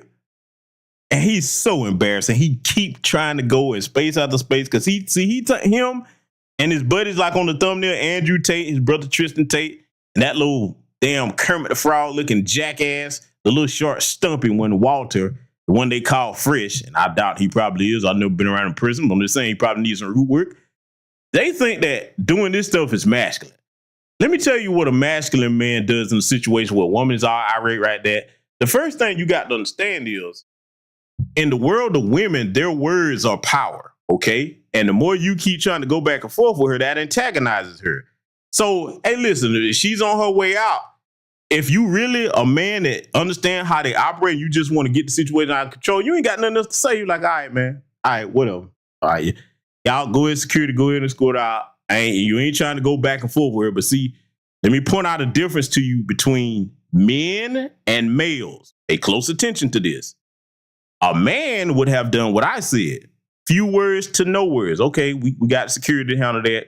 Ain't nothing else for me to say. All right. A feminine acting male does what Myron does here. What I told y'all when the first lesson my grandfather taught me, he said, son, it's two places I ain't going with no woman. Where that, granddad? Back and forth. No reason to. Because that put you down on their level. And I'm not being condescending when I say this, sisters. Let me say it, because I know, like, did he say that? Yeah, I said it, and I'm going to tell you why I said it. I'm not saying looking down on women in that sense. I'm saying as a man in my natural masculine role, I'm not supposed to get emotional and go back and forth with you because that brings me into your arena. I'm not going to out-woman a woman. I'm not going to out-argue a woman, okay? And for when it applies, I'm not going to out-bitch a bitch. I can't do that. That's alien territory to me, so I don't venture into it. You see what I'm saying? I hope that made sense, okay? Notice I made a distinction between women and bitches, okay? You know I use the bitch word over here. I ain't one of these Grey Poupon niggas. I won't say that word. Fuck that. They exist. Bitchcraft is real, and both males and females practice bitchcraft. You gonna hear the bitch word over here. I'm just letting you know, okay? So anyway, you see Myron, all emotional, arguing back and forth. You see she upset. Instead of you trying to de-escalate the situation, you're exacerbating it. And that is not something that masculine men do, and that's not something that professionals do. And see, Myron, you fuck boy, I know you're listening. That's exactly why your channel is demonetized. You idiots sit up here and built that platform. Okay, even if I disagree with the stuff they're talking about, we're talking about from a business aspect. You don't have sense enough to say, okay, look, if we gonna cut the fool and do all of this, let's not put that on the main platform. Let's just put that strictly on Rumble. And if you want to see that, you go over there. Nope. What'd he do? And see, look, even the little Kermit the Frog face, the short one, little Barbados dude there, Walter Weeks, aka Fresh, he was trying to tell him. But see, he's a little beta male simp because you notice how he talk like this, stuttering all the time. He sat there, man, he let Myron bully him. I would have told Myron, I said, hey, look here, dog, let me holler at you, bro. You fucking up the money. Now, if we got a business arrangement and this is how you gonna conduct yourself, you ain't finna fuck up my money. You gonna fuck up your money. So if you gonna keep doing that, you got one more time and I'm gonna remove myself from the situation and do my own thing. That's what the Fresh dude should have told him and protected his brand. Nope. That's what happens when you're a weak-ass beta male and you're a yes man and you go along with everything. There's nothing good that comes of being a yes man, okay? It threatens your respect amongst other men, your entire community, and it threatens your bottom line. You have to know when to walk away from certain things that are bad situations that ruin your reputation. Protect your reputation because there's not one dime in this world worth your reputation. And you have to understand when to walk away from a bad business deal and bad business partners. And that's what Myron is. And you're going to see exactly what I'm talking about. Let's let it continue. Right? This is Florida. This is Florida. This is Florida. This is Florida. Stand your fucking ground. This is Florida. You ain't getting reimbursed. Shit, get the fuck up out of here. Yeah, bitch, that's the whole you fucking brokey. Fuck you, yeah, fuck you, bitch. That's fine. I'm not a brokey. You're fucking fat. You look like shit. Your hair's a wig. Your stomach is jiggling. You see, this is how you can tell he didn't really grow up around no foundation of Black American freedmen men. Let me tell you how I know. Brothers of my lineage, let me ask you a question. If you are anywhere and you see any of us, especially if our lineage going back and forth with a woman like this, do we respect guys like that? Because you know how most of us be like, hey, dog, chill out, man. That's a chick. It is what it is, man. She gonna do what she do. Come on over here, bro. Let it alone, man. Because see, if you standing there doing that, we ain't gonna be like, yeah, go, you told her. That make you look like two bitches there now, okay? Because he called her a bitch. I see two. Well, actually, I see a whole apartment full of them. But as far as the one that's engaged in conversation, I see two bitches, okay? If she gonna be one, you got to be one too, because you acting like one. Brothers, in this chat room, can you tell the difference between him and the chick over there? It look like it's two bitches to me. That's what I see. Going back and forth. He sound like, you know what he sound like? He sound like a high school chick, a teenage high school chick, arguing with another teenage high school chick in the damn lunchroom over the dude they got a crush on. That's what he sound like. This is not masculine behavior. This is embarrassing. Let me tell you something. The brothers that I roll with in my family and in my business circle, you can't come around us with that. It's not even just about how disrespectful it is to women. That's one part. The other part is you're embarrassing us. When you work hard as a man to garner a certain reputation, you would have certain accomplishments, you carry yourself a certain way, and you're not going to be around somebody like a Myron that embarrasses you. Let me tell you why. You know, I keep telling y'all that time is the most precious, non-renewable resource that any human being has, okay? Live long enough, you'll see that if you hadn't learned it already. Let me tell you another thing that's detrimental, okay? Your respect, which is a currency in itself, and your reputation. Let's just say you ain't got nothing to do with it, but you kicking with somebody like that. You in this situation right here, okay? Now you work hard to gain a certain respect among certain circles in your community, in the business world. When they see that, they're gonna be like, hey, what's going on? This what you keeping company with? Now you a liability. We can't, because if you go somewhere with us and it's on some type of business, we can't trust who you bring with you now because you don't have good enough judgment to say, hey, man, I'm out. Hey, let me go. Look, if I was there and this got started, because I would never go on something like Fresh and Fit, but if I was there and I saw that, I'll be like, all right, bro. At first, I'll be like, okay, let me see if they're going to handle this. If they're not, all right, fellas, I'm out. I'm good, bro. Hey, go ahead and cut my part. Cut me out, just edit me out or something. I don't even want to be seen on this, bro. I got to go. I had to protect my reputation. I can't have my business partner seeing this. No, I'm good. Okay, because like I said in the first place, I would never be there. All right. But if I was, I'd be like, hey, bro, go ahead and let me out. I'm good, bro. Take my image and likeness off of this. Edit out everything I said. You know, I'm cool. I'm good. That's where I would have been at with it. All right. But as you finna see, He gonna sit here and keep going back and forth with this chick. And see, again, I got to say it, ladies. All attention is not good attention. And see, whoever heard, if she have any real male family members, first and foremost, I'm looking at you like, why you let this chick go on this particular broadcast with these fuck boys? And why you let her go on there like that? That's how I can tell she don't have a man and probably don't have no male family members that she listened to, because this was just in poor taste on Myron's part and hers for showing up looking like that. Let's let it continue. You look like fucking shit. You're literally, your underwear is showing and your stomach is hanging. Look at this disgusting. Man, look at this disgusting. Man. When y'all come to this podcast, just know that these people right here are going to make y'all feel like y'all ain't shit. They want to try to demean y'all to take your energy. You're wearing a wig. Take their mother. You're wearing a wig. Again, ladies, understand this is one of the ways that brothers can tell that you don't have no men or none of that. That's put it like this: if she's got a man or men in her life, they're a bunch of beta males. Because see, women that are around masculine men, they know you don't stay here in a situation where you surrounded by them folks just running your mouth. That's very foolish. It's dangerous. Okay? It's very dangerous. Because see, let me break it down even further in case any younger ladies are listening to this, because there probably some over here in the chat room and some will catch it later. Let me explain something. The reason why you don't sit here, first and foremost, if you're around masculine men, they're going to teach you certain things. One of the things I teach the women that I deal with, hey, listen, what do you gain out of actually going verbally back and forth with somebody, especially in a situation like this? What do you gain? There's no money to be made from it. It puts you in danger. It's only going to make you frustrated and angry. You could possibly get hurt. You could get jumped on. So you have to sit down with your woman and actually go over these types of things. Because all of us know we got women in our lives that are some hotheads, okay? You know, now I could go somewhere with that because some of you hotheads, there's certain qualities that you have that are quite enjoyable, okay? I'm going to leave that right there, all right? We're going to try to keep it family friendly. Y'all know what I'm talking about. Read between the lines, okay? We're going to keep it clean for the kiddies. Anyway, nonetheless, despite that enjoyable quality, all right, and if you don't know what it is, you're too young to be over here.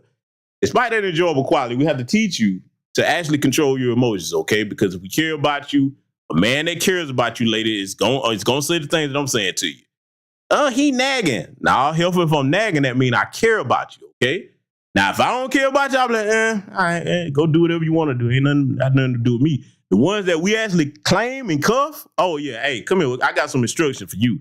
That's how you know if a dude take you serious or not. The man you dealing with don't ever pull you to the side. Hey, look, let me talk to you for a minute, baby. Listen. And he don't give you no type of instruction. He don't fuck with you for real. We going to give instructions to the women that we care about because we want to protect them, okay? So, again, that's another flaw that she made here. Let's let it continue. He's dumb as fuck. I have braids in my hair, and this ignorant nigga who looks black and wants to be a nigga till it's time to be one doesn't even know what braids are. Yeah, he doesn't even know who he's talking to. We finna put you motherfuckers on the motherfucking internet. You bitches won't have no motherfucking job after me, nigga. You ain't gonna sue shit. Shut the fuck up, you dumb bitch. This is Florida. Okay. Do you know the laws in Florida? Texas, do you know the laws Texas, bitch. Again, she's sitting here and boy, she looks ridiculous, arguing with this ridiculous Gunzo Muppet Baby imitation. You know what I think, family? I honestly believe that, you know, that's probably who Myron's real father is. Gunzo, you ain't shit for that. Yeah, that's right. I'm calling you out. We got the whole Muppet Babies accountable too. Gunzo, get back in your boy life. Why you do his mama like that and just ran off and left? Who knew Gunzo was a rolling stone, a hardcore pimp? That's fucked up, Gunzo. You sit up here, man, and knock this man mom up and then just dilt like that. He ain't got no kind of training. Listen, man, Gunzo, get back in your son's life. Give him some of them Muppet Baby instructions, man. Make a man out this boy, man. We know it's your son. That's your illegitimate son. He got the same hook nose as you, okay? This boy, look, Myron, I'm going to tell you what you need to do.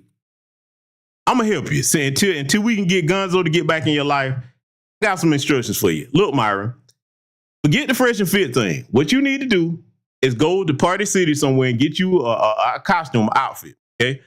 Get you a cape, and then you can be a superhero because with that nose, Batman ain't got shit on you. You can dive out a window and just lash that damn nose onto any fire escape and just swing all across. Spider-Man ain't got shit. No, I'm telling y'all, man, that little grappling hook nose, that boy could be a world famous superhero. I'm telling you, man.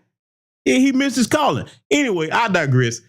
Back to this lesson here. Let me tell you, I told y'all, man, I'm in a good mood. All right? And no, I'm not drinking. I don't get high. Okay? I'm just in a good mood. I'm high of life. Okay? Climbing this jackass. Listen, man. The lesson that needs to be taught here with this, she's steady running her mouth. I'm going to teach you ladies something. If you are going to take legal action against somebody, don't talk about it. Be about it. Fact of business, you don't need to tell nobody that. Let them papers show up in the mail. And then they find out, oh, shit, yeah. That's where power is. Running your mouth isn't power. And then again, this right here is how I know that this woman here with this ridiculous blonde weave on her head, looking like some type of reject cartoon villain, she can't have no men in her life that she listened to or learned nothing from, because she wouldn't be there, first of all, and she wouldn't be sitting there arguing back and forth with her. Let it continue. You stupid fucking retard. You don't know the law. This is a stand your ground state. Okay? Yeah, you no stupid problem. bitch. You're so This is dumb. what they do No. to black 67 women. IQ. This is Shit what is they dumb, do bro. to black Get the women. fuck up out of here. This is the same I nigga love that you, came bro. at No. Asian dog. I love you, bro. I love you, This is bro. the same nigga that came at Asian I dog. love you. Nigga, I'm finna get them hitters from I love Dallas you. to Do cover it. your bitch Do ass. it. Don't Do worry. it. Do it. This the Please. same nigga that came Do for it. Asian. Okay, now let me point out another, because see, I want the ladies to learn from this too, okay? Because we're going to definitely get on Myron, but ladies, let me tell you something. Want to know how I know she ain't got no hitters? Want to know how I know? The chicks that's really got them, they're not going to threaten you with them. They're like, oh, okay. If anything, the only hint that you going to have that the hitters is coming, she going to last. You're like, oh, okay. You just slapped me or whatever. All right, cool. I got something for you, player. Listen, when especially you from down south here, you hear anybody down south laugh and say, all right, all right, player. And that's all they say. Yeah, boy, it's coming, bro. It's coming. I ain't never seen a time when that was said where it wasn't coming.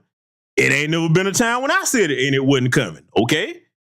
You better put that in your lexicon right now. Be like, listen, you hear all right with a laugh and nothing follows that?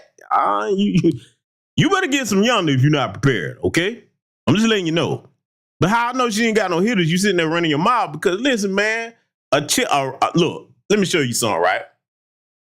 As much as I can't stand that image, I'm finna take this chick out that situation. And I'm gonna put another chick in there, okay? We're gonna remove the little blonde wig chick. We're gonna put one or two chicks in there, and y'all gonna bear me witness on the truth of this. Put Suki Hana or Glorilla in that situation. You done called her out her name, bowled up on her, and had women jump on her. Guess what's finna happen next? She gonna leave. You get ready to come out that building. Cause now, I know them hitters for a fact. They got hitters. Oh, yes, they. Listen, I ain't got to like their image. I know the real deal when I see it. Yeah, they do. Especially Suki Hana. You be surprised how many simps will crash out for her. Oh, yeah. Yeah. She call them, boy, they coming. No, you ain't got to like it. I'm just telling you the truth. Put one of them showing up grimy, low down, deep in the gutter chicks in there, and she ain't gonna threaten you with the hitter. She'll be testing while you wonder what the fuck she doing. Why she walking out? I'm trying to tell you, bro. So you know, that's how I know she ain't got none. And he look, Myron, I'm gonna tell you, dude. And look, let me say this to the little short Kermit the Frog looking dude, the little dark skinned Kermit the Frog. That's what the partner like. They both look like Muppet babies. He Gonzo illegitimate son, and the little short, and that's Kermit's illegitimate son. Shame on Gonzo and Kermit for abandoning their kids. Listen, Fresh, you better get the fuck away from that dude, man. I can tell you the little soft-spoken chump. You just sit there and amen everything he say. You better get the fuck away from Myron, because he gonna fuck around and catch one of them chicks that really got them hitters like that. Bro, you don't want that, bro. I may disagree with them. They some of the biggest buck dancing tether sambos on earth. I don't want to see that, because you in the city where that's gonna come to. Look, Miami is not a playground, dog, okay? It's not. Do you know how fast you lose your life down there fucking around being disrespectful like that, like Myron? Fresh, I'm telling you, dude, I know you see it. Look, you take your little talents, whatever you can do, get with your little homeboys, start your own thing. You better get the fuck away from Myron. That's going to cost you, man. It's going to cost you blood if you stay there long enough. It's coming. Just saying. We're going to let this continue, though. I hope that this gets to the right ears. And everybody that needs to get the lesson from it, because we're not done teaching over here yet. Let's let it continue. Do it. Do it. Get the fuck up out of here, bitch. You are so lame. Your mama, You're bitch. fat. Man, take a purse. Take a purse, bro. Yo, take a purse. Yo. Okay, so now this is when we fast forward past the little collision in the elevator, right? So now I'm finna point out something to you. I'm finna show you how I recognize that not only is Myron not built like that, but his little co-host Fresh, Walter Weeks, okay, the little dark-skinned Kermit, illegitimate Kermit son. He ain't built like that. Did you hear what he was saying? See, they in the elevator. That's right when they were jumping on the girl, had her headlock. You hear him nervous. Get a purse, y'all. Get a purse. Because you know what he thought? He thought she had that thing in her purse. And I can understand why, but see, again, Fresh, this is why you need to cut ties with Myron if you value your safety. What happens? See, I got to go here. I ain't wishing it, but I got to say this. You swig of this water. Hold on.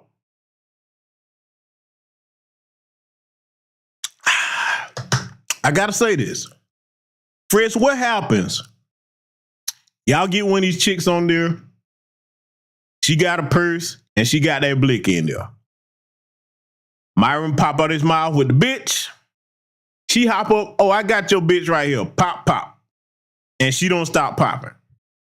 Do you? Come on. That's Miami. They holding down there, bruh.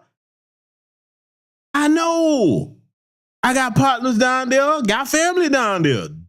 Don't. You need to leave Myron alone. Okay, I'm telling you.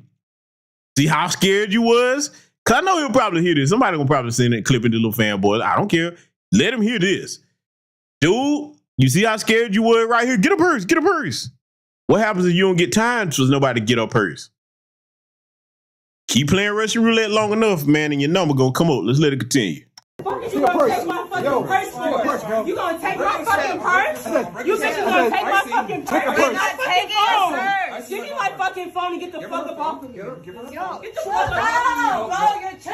You're tripping, bro. Get the fuck off of me, bitch. I have the right to fuck you, motherfucker. Give her phone. That's not my phone. It's my phone's over here. Where? My phone has a blue back. We'll get it. Go ahead. We'll get it. All right. Bible verses, something you bitches don't know about. Okay. All right. Give a fuck about that. All right. I'm scared because hello. It's right there. It's right there. Fuck out my way. All right, go ahead. Fucking sick of you bitches. Y'all wanna fucking fight?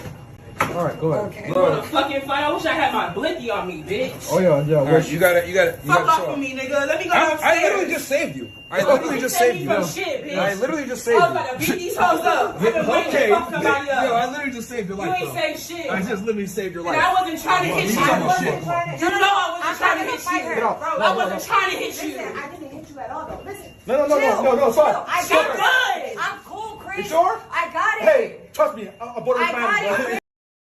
See, y'all see all this foolishness right here. Let me tell you how you know that there's no masculinity in this room at all. Now, I'm not just talking about Myron. I'm talking about there's not a man in there. First of all, a man would never let this situation get this far out of hand with a bunch of women. Okay? I'm going to tell you how. Let's just say before all of this happened, they at the table, they talking about their issues. What a smooth player would do when he see the tension getting high about the discussion, a player's going to try to lighten the mood. And, hey, man, crack a couple of jokes. Yo, it ain't that serious, man. Just saying things to lighten the mood to try to make sure that energy don't get to this point. Because, see, when you get a bunch of women all emotional and reckless like this, bad things are going to happen. Then when you got a male bitch like Myron that's right there on their level, it ain't nothing but tragedy going to happen out of that. There's nothing good going to come out of that.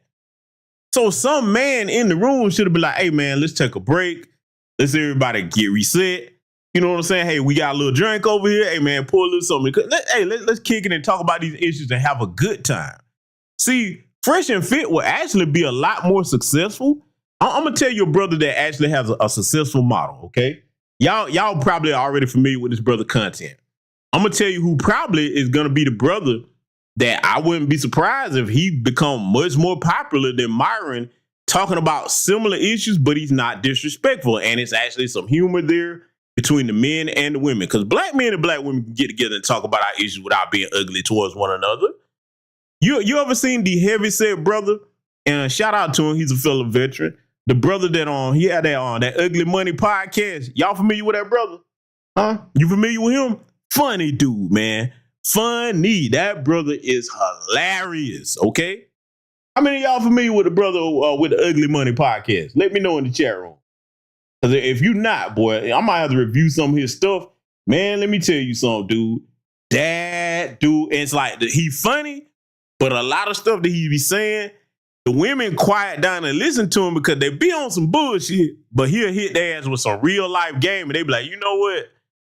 Yeah, I'm on some bullshit. And they be laughing with him. If that brother right there keep going at the pace he going, man, that's going to blow Fresh and Fit out the water. Because again, the issues there are being discussed and everybody get to have their say, but ain't nobody jumping on fighting. Ain't nobody cursing nobody out. Everything is said within like the context of our culture, okay, as far as foundational Black American freedom. Because there's a way we can discuss these issues and have fun. And then at the end of the day, we can have passionate discussions and everybody walk out there and go to dinner, kick it, and just laugh about that shit, man. But see, when you're trying to compensate for lack of actual masculinity and you think that, okay, the only way, because this is why Myron does what he does. He think the only way to get masculinity, okay, I got to pick on the women that are weaker than me. That doesn't make you more of a man. That make you less of a man, bro. And then even your staff is sitting here unruly arguing with you. If your instructions were, okay, hey, just go ahead and make sure she leave, I don't need you going back and forth with me. I already told you what to do. If I'm the boss, the buck stopped with me, okay? But see, they recognize that they're not dealing with a man. They recognize that. See, that's the thing Myron don't get. A lot of the issues and problems that he had with them white women. Oh, yes, that's right. I know about that too, Myron. They don't respect you because they can smell the bitch in you. Do you understand that women have bitch radar in their nose? They can smell the bitch in a male, okay? I can't call him a man. He's a male. It's in there, ladies. You can laugh all you want. You know I know you. Listen, watch this. If y'all think I'm just being hyperbolic and making fun over here, fellas, ladies and gentlemen, I know the ladies know it, but brothers, do you not know that women have a greater functioning olfactory sense than us? And if you don't know what the olfactory sensories are, that's your nose, how you smell things. They actually pick up on smells a lot more than men do. Okay, they really do. So definitely they can smell the bitch in a man, okay? I'm just saying. And there's a whole lot of bitch up here in Myron. Let's let it continue. Hey. Oh, yeah? You on the asshole? Say we can't be racist. All right. So now you saw how that whole thing went down, and we got some more conversation because in the aftermath, you know, he had to jump on X Spaces like a little punk. Okay, and look, he'd go out his way to do his best little white boy imitation. And Myron, if you don't like FBA so much, what you always trying to have waves in your head like us for? Let that hair really grow out so people can see what you really look like. Or you don't want to do that. I've seen pictures of what that look like. Oh, but you know the white men decline you for real then. And salute to the good brother EBCU 530. He says he actually picks on women that wouldn't deal with him even if he didn't have money or a platform. So here's the thing about that. That's one thing about those women and women in general of all races. They need to stop doing anything to get attention, okay? You know what I'm saying? That's a big part of it too. I can't leave that part out. I can't stress it enough. Because look, I gotta go here. There's a lot of platforms where a lot of women be like, man, why they saying that? They shouldn't say that. And then they bait y'all. They'll say some goofy shit. Then they'll have a call-in show. A lot of people got this shit. I ain't talking about one specific person. I'm talking about a bunch of people. They have you call in or they say some goofy shit.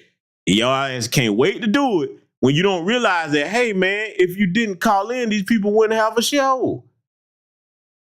Look, rest in power to the brother, because I got to keep it a buck. When you mention the brother Kevin Samuels, it's some negative there, but it's not all negative. It was positive. And see, I'll be one of the people, I can be completely objective when talking about Kevin. Yes, I can critique the things that he did wrong. Hey, he did some cooning while he was alive, a lot of it. But I can be honest enough to say that in the beginning, a lot of people don't want to talk about this. Kevin was mostly talking to men. He wasn't talking to women. When he realized that it was money to be made, and that a lot of that incel audience would flock over there and pay him to run down women and stuff like that, And he didn't do it all just to be mean-spirited. He actually was trying to help a lot of people. If you go back and listen to some of the stuff he said, you ain't gonna agree with all of it, but Kevin did make some sense on certain things. One of the things about that, though, when you have that incel audience that will pay you for that, the secret sauce is if you can get the women to call in. Now, see, for all the women that didn't like Kevin, was wishing death on their brother, and I'll never co-sign that. But what I told a lot of them, I say, did you know he wouldn't have really had the success that he had if y'all just would have stopped y'all ass from going on the platform? That's any platform. I say, rest in power to Kevin. But I'm just saying, a lot of women get so wrapped up in their emotions, they don't realize that, hey, sit your ass down. But nope, I'm going to get you told. No, how about you shut the fuck up sometime? Talk about it with each other. If you want to get them told, talk about it on your own platform. Now, a lot of them were smart enough to do that because they took that man whole stick, Kendra G, and started running with it after the brother was dead and gone. Okay? But see, while he was alive, if they really had a problem with it, sometimes stop running that mouth.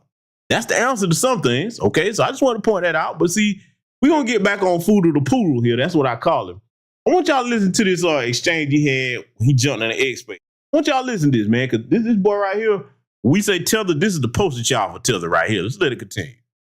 But if a motherfucker do, I feel like if any motherfucker got a right or entitlement to feel any harsh, any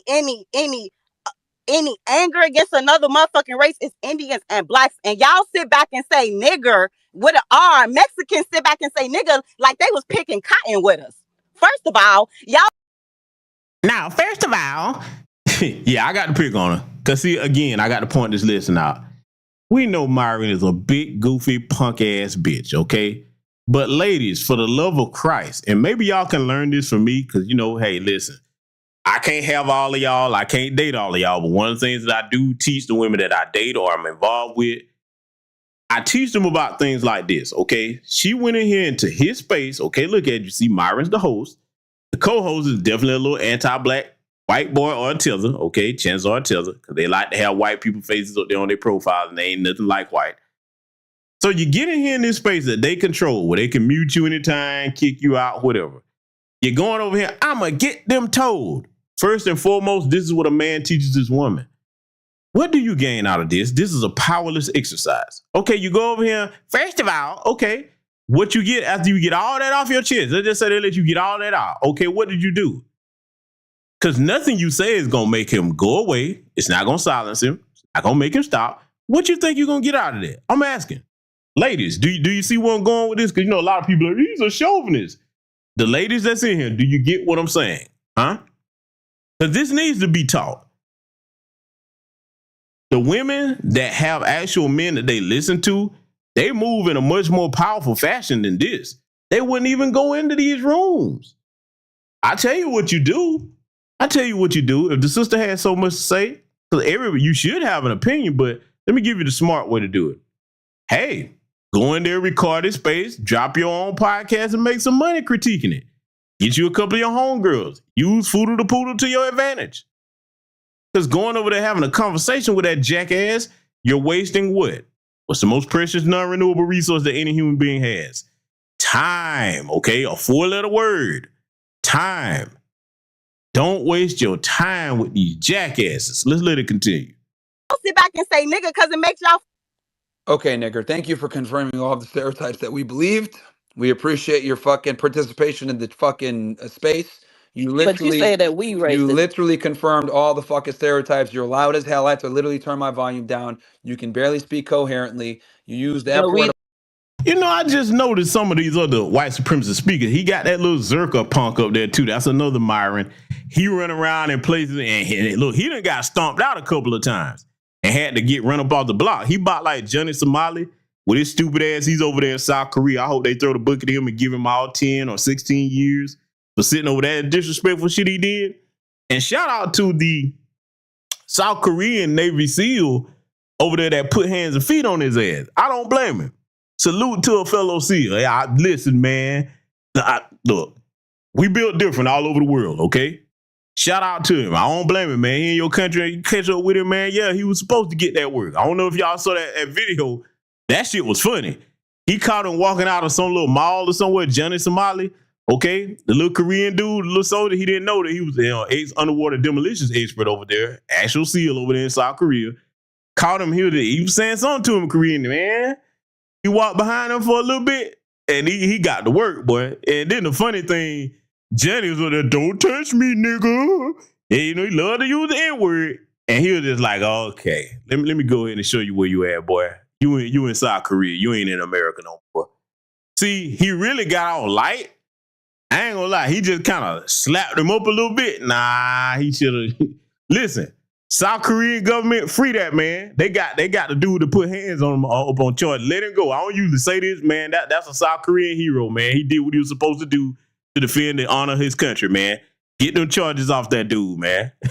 Shit, hey, good on you, brother. I forgot his name, but shit, y'all can find it online. Anyway, this goofy Zerka cat is bot like that.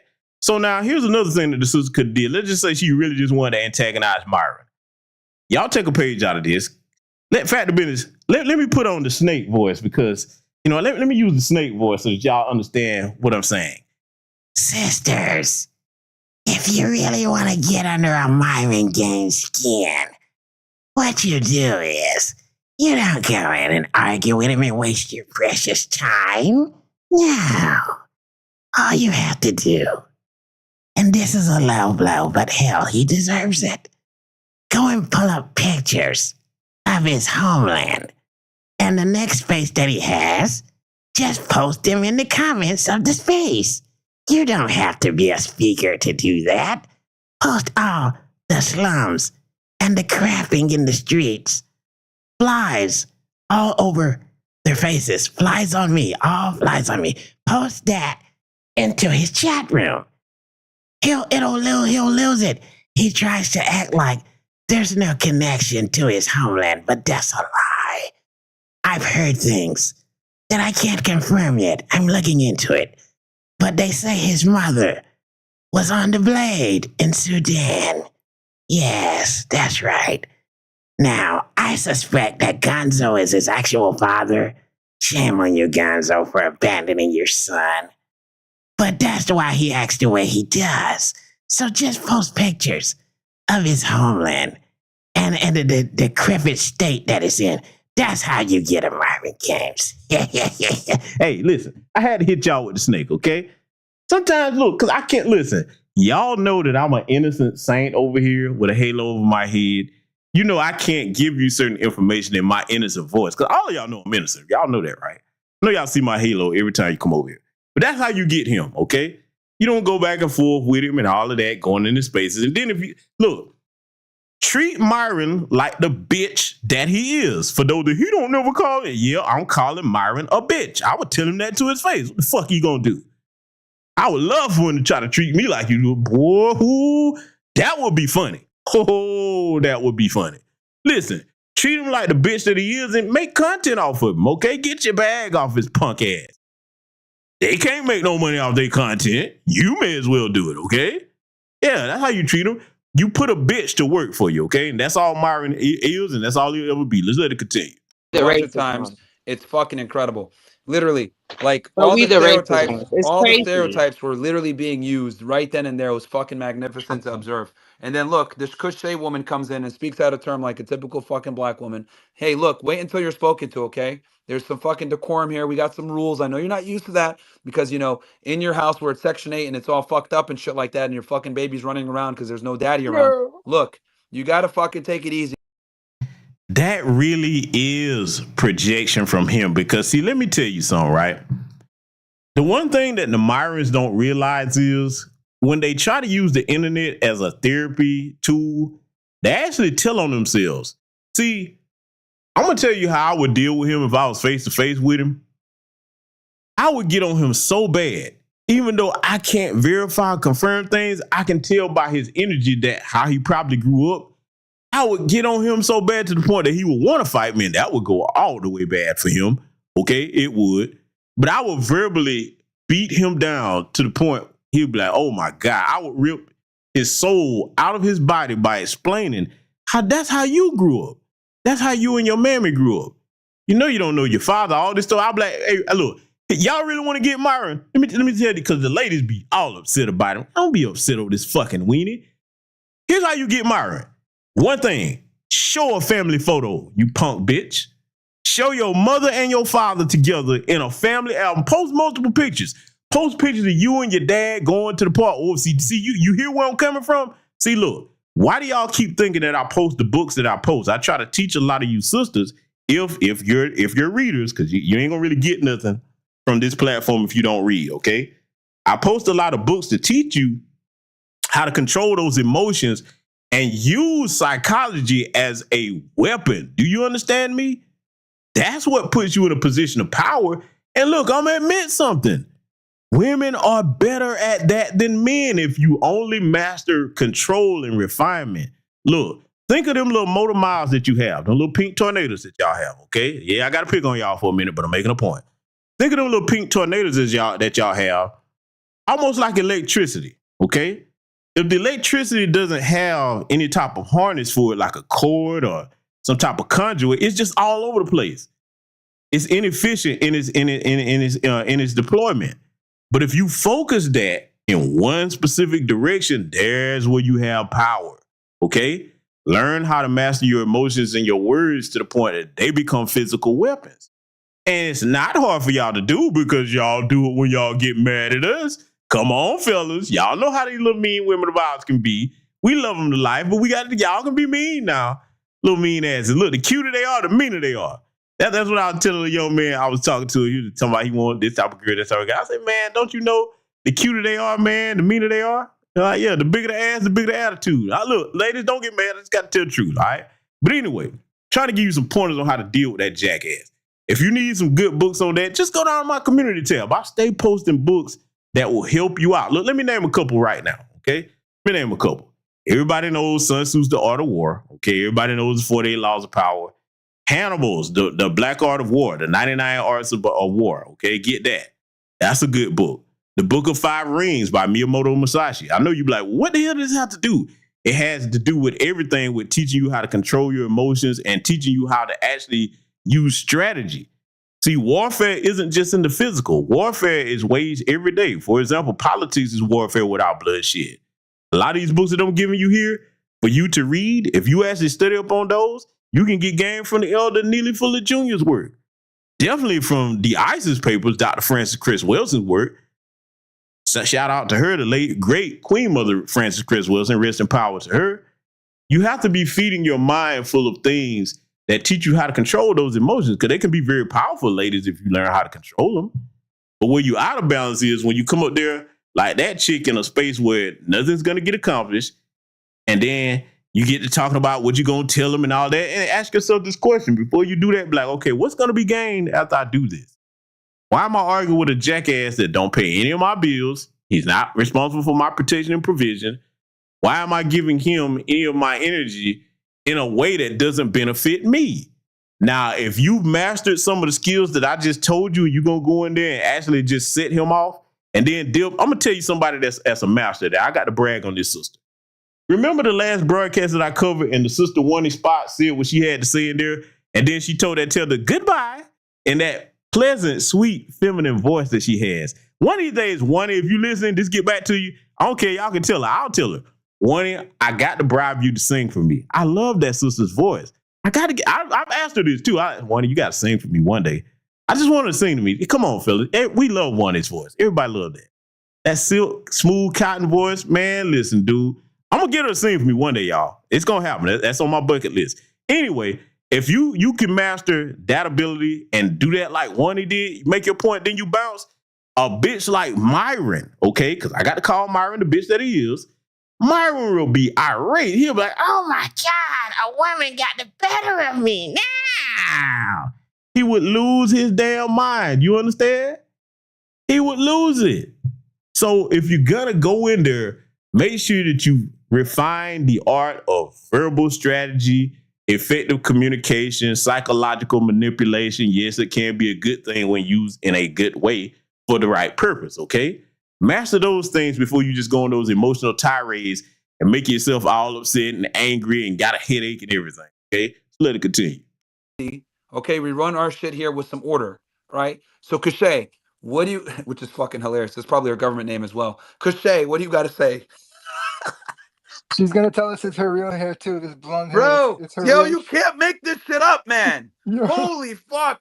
Oh, the black women come in here and fucking confirm the stereotypes. This shit is comedy, bro. This shit is comedy. I hope you guys are enjoying the content with these nigger bitches. This shit is hilarious, bro. What the fuck, man? Hey, Cachet. See, this is another way you know you're dealing with a nerd. All right, let me throw something else at y'all about this clown, because I told you we're gonna break his ass down from the A-row to the zero over here tonight. How you know you're dealing with a real goofy nerd? Let me tell you what Fresh and Fit is supposed to be. Fresh and Fit, their platform, their show, I can see if they started out here locally in their little basement, apartment, whatever you want to call that crap that they in, okay, that little trash can. All right. I see if they start out locally until they got the chips right. You know what Fresh and Fit was supposed to be? If there was some real players like that, because we ain't really never seen anybody do this type of show. You're supposed to be so smooth with ladies with your show, even saying what you're saying, okay, but doing it in a way where you're not insulting people. You actually teaching everybody involved, but you don't have no game to teach, so you can't do it. But if he was, they're supposed to be international. They're supposed to be traveling places. Every other week, when you look up, they're supposed to be in a different location, going out, showing you how they naturally interact with the women, having different conversations with different cultures. But see, when you're a little punk ass weenie and your only waking moment is to try to get white acceptance, you can't do that. Look at this boy's face. What game do you have when you look like that? Big goofy motherfucker. Just goofy. Sit up and obsess about black women this, black women that. Okay, cool. You don't have to like black women. Why don't we see you focusing more on and being more with the women that you say you like? You know why? Because you can only get, and this is the real secret that y'all don't understand, Myron only get them chicks that they call cold burners. You ain't never seen him with no, and I know this is a misnomer because, you know, to me it doesn't exist. I'm going to pretend that it does, okay? Oh boy, the Alabaster's not going to like me. Pretend that there's a such thing as a top tier white woman, okay? Top tier Alabasters, all right? Why don't we ever see you with one of them? Because you can't pull them. One, you ain't got your little chips up enough high enough for her to deal with you and take that risk, okay? Because she knows you're going to be labeled a cold burner, even dealing with your little punk ass, no matter how much anti-black rhetoric you got to get the little mid-tier cum dumpster alabastresses. The ones that the white boys like, oh, he with her? Cool, man. You can have her. We don't want her. Get that cold burner out of here. You ain't never seen Myron with no badass white chick. Hold on, man. Let me see if I can force myself to name. All right, hold on. Let me think. Because I got to think what the white boys say are high. Because I'm really not, a lot of people think I'm exaggerating. I'm not attracted to white women. I'm just not, okay? I'm just not.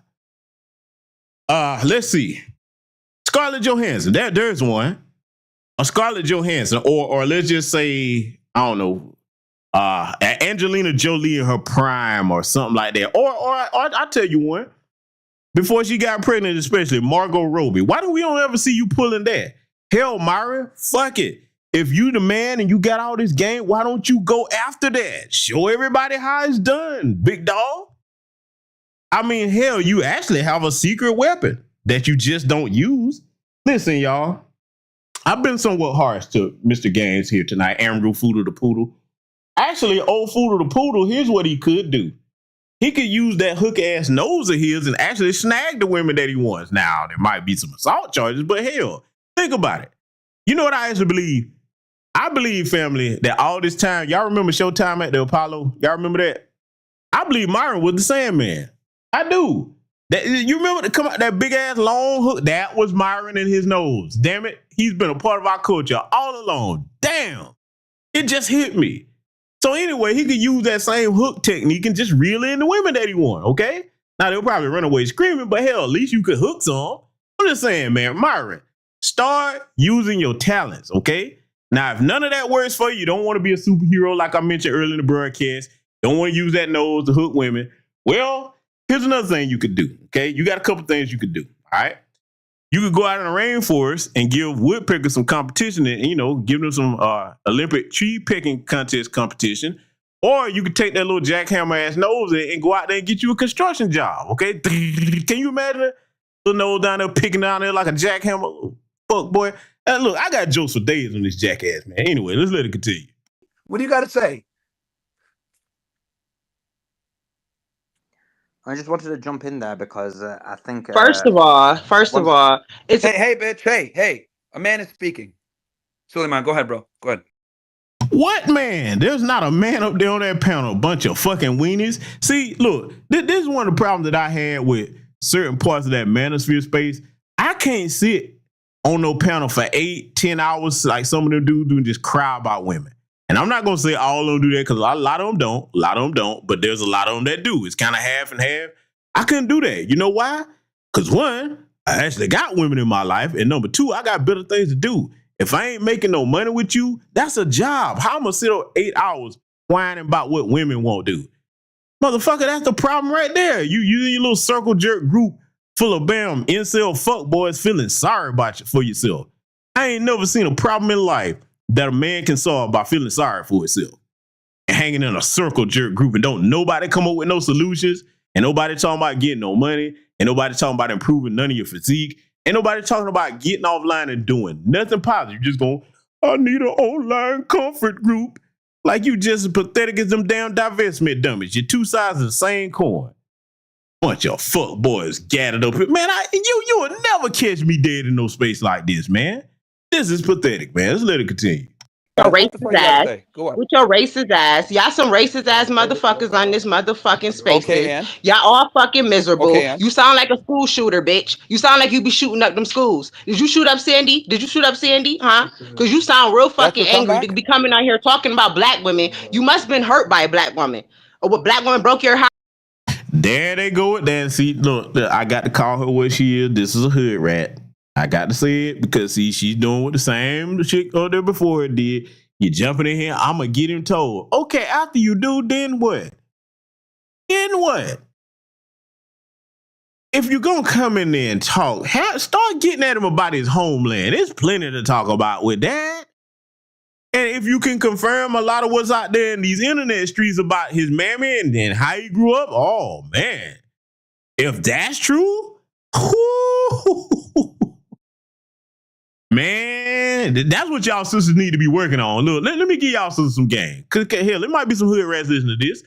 If you really hate Myron, you know what I'm saying? Because, you know, he's offending y'all people, okay? Because hood rats are their separate group. I got to give them your own tribal category, okay? Y'all not like regular women. Got to put you over in your own tribe.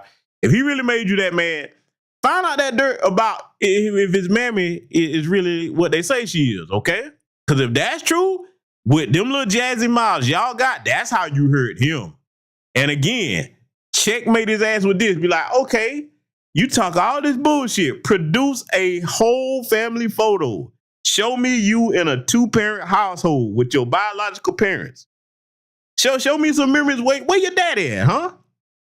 Y'all got to get it together, man. This right here, up here, that ain't doing shit. You helping them.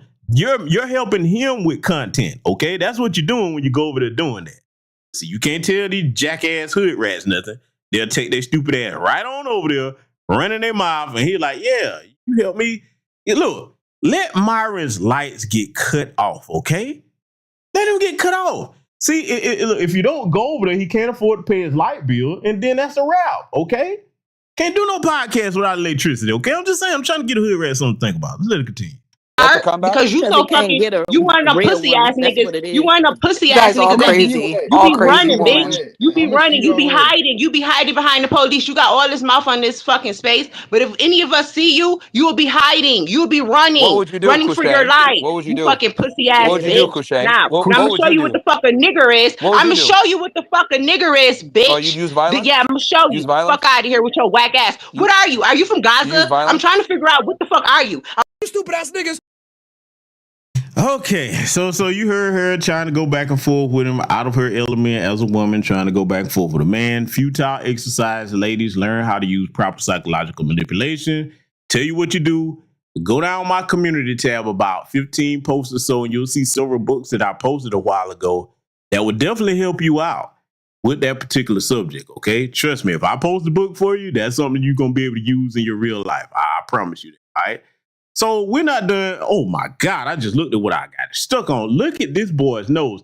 Listen, family, before we analyze this, tell me that ain't Gonzo's boy. I got to go back there, okay? Gonzo, bruh, The rest of us shouldn't have to support your kid, bro. I'm just saying. Take care of your responsibilities. That is a Gunzo Muppet Baby knows. That is his boy. You ain't telling me nothing. You don't need no DNA test to confirm that shit. That is Gunzo's boy. Come on now. That's Gunzo. Look, put a beard on Gunzo. Tell me that ain't his boy. Come on now. Gunzo, you ain't shit for that. Go get your boy, man. We gonna get y'all back together. We got to do that for the community. Anyway, we gonna listen to this next tirade. Oh, he got a lot to tell us, Foundation of Black Americans. A jackass. And I'm gonna take it light since I hadn't confirmed this situation by this man here, okay? I know what I've heard, but I got to verify it. But with your situation, a little goofy anchor baby that allegedly don't know your dad, and he got all this to say about us, I want you to listen to the nerve of this bullshit. Let's let this play. Want the American taxpayer to give you guys the fucking money so you can go ahead and run and use it to buy some fucking Jordans, weed, Hennessy, and all the other stupid shit that you niggas do. You guys literally are terrible with your fucking money and don't want to fucking work hard. Then you want to go ahead and insult immigrants, call them tethers, and all this other shit. You niggas. Yeah, Myron. We calling you tethers because it's an action-based word, and you can't tell anybody about money because you really don't have any like that. Shout out to the good brother Afro Elite, because I never even bothered to care nothing about looking up what his finances are. But I heard the brother Afro Elite said if you Googled his net worth, it's like $600,000. That's not really a lot of money. Okay, especially in today's economy. It's just not. Especially if you don't know how to make that money work for you. And Myron, I know you really don't have any bread like that because you act like you don't. See, let me talk to y'all. Y'all know I hate to brag about shit, and I don't. Okay, I try to be a humble man. People that are financially stable, we don't have to flex and floss like that because that's what our lifestyle is. We just enjoy it. We're not angry arguing about shit, especially with no women or men. For the sister that's actually got the bag like that, you're too busy enjoying your life. Other than the occasional discussion here or there, you ain't living in no stress. Look, he's too stressed out to have bread is what I'm saying, family. You hear me? A person that's really got the bag like that, it's hard for you to get that angry unless somebody mess with your money. Huh?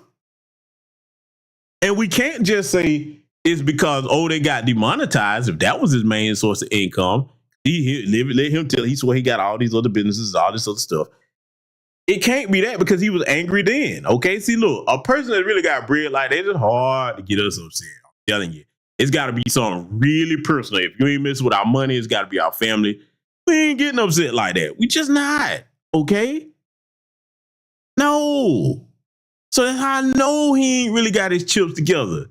And Myron, it's okay because I've given you several things that you could do in this broadcast that, hey, listen, man, look, I'm going to be honest with you, boy. You look like a clown. You could go perform in a circus. All right. And look, look, I'm trying to help you. If you go perform in a circus, Myron, okay, that's what you look like. Okay, you look like a clown. If you go perform and you put all your heart into being the best clown you can be, maybe one day Gunzo will step back in your life. One day your dad will be proud of you. Okay. So now listen, your dad made a lot of people laugh on Muppet Babies. He did. Gunzo was funny, the motherfucker. Okay. Funny little weird looking dude. He was funny. Maybe that's why Gunzo left you. He kind of saw some things when you was a baby and was like, you know what? This little motherfucker got my nose, but he ain't gonna never be half the comedian I am. I gotta, let me let him get his weight up. Maybe that's why your dad left, bro. Okay? If you go and put in the work and be as funny as you can be, Gunzo may step back into your life. Get in a circus and earn your father's respect. Okay, don't worry about what we got going on. Let's let him continue. You guys are tethers. You guys are foundationally Black Americans. Well, let me get this straight. Hold on one second. You stupid ass niggas were born here. Your father was born here. That isn't in your life, by the way. Your mother was born here. Your great-granddaddy was born here. Your granddaddy was born here. Your grandma was born here. So you've been here for what? 7, 8 generations? And you're... Yes, 7, 8 generations, and you can't trace your family back 7, 8 generations nowhere. That's what really puts a bug in your ass. We're connected to our homeland, deeply rooted. And I don't care whether it's the wealthiest of us or the least wealthy. This is home. We're here.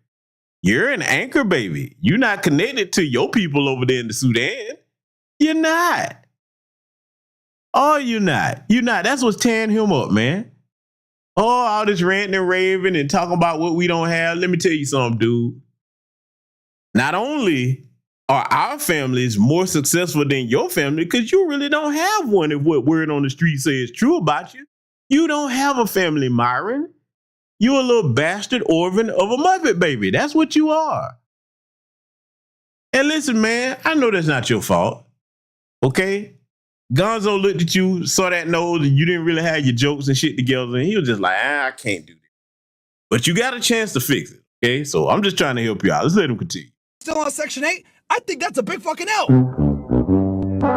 That fucking Dikembe comes from Nigeria. I come from Sudan. Some niggas come from other places in Africa, whether it be Jamaica, maybe the Caribbean, because you guys don't consider them black either. They're all fucking tethers according to you dumbass niggas. They come over here, they become multimillionaires, they become successful. They don't blame white supremacy. They just go get the fucking money. But you're not successful.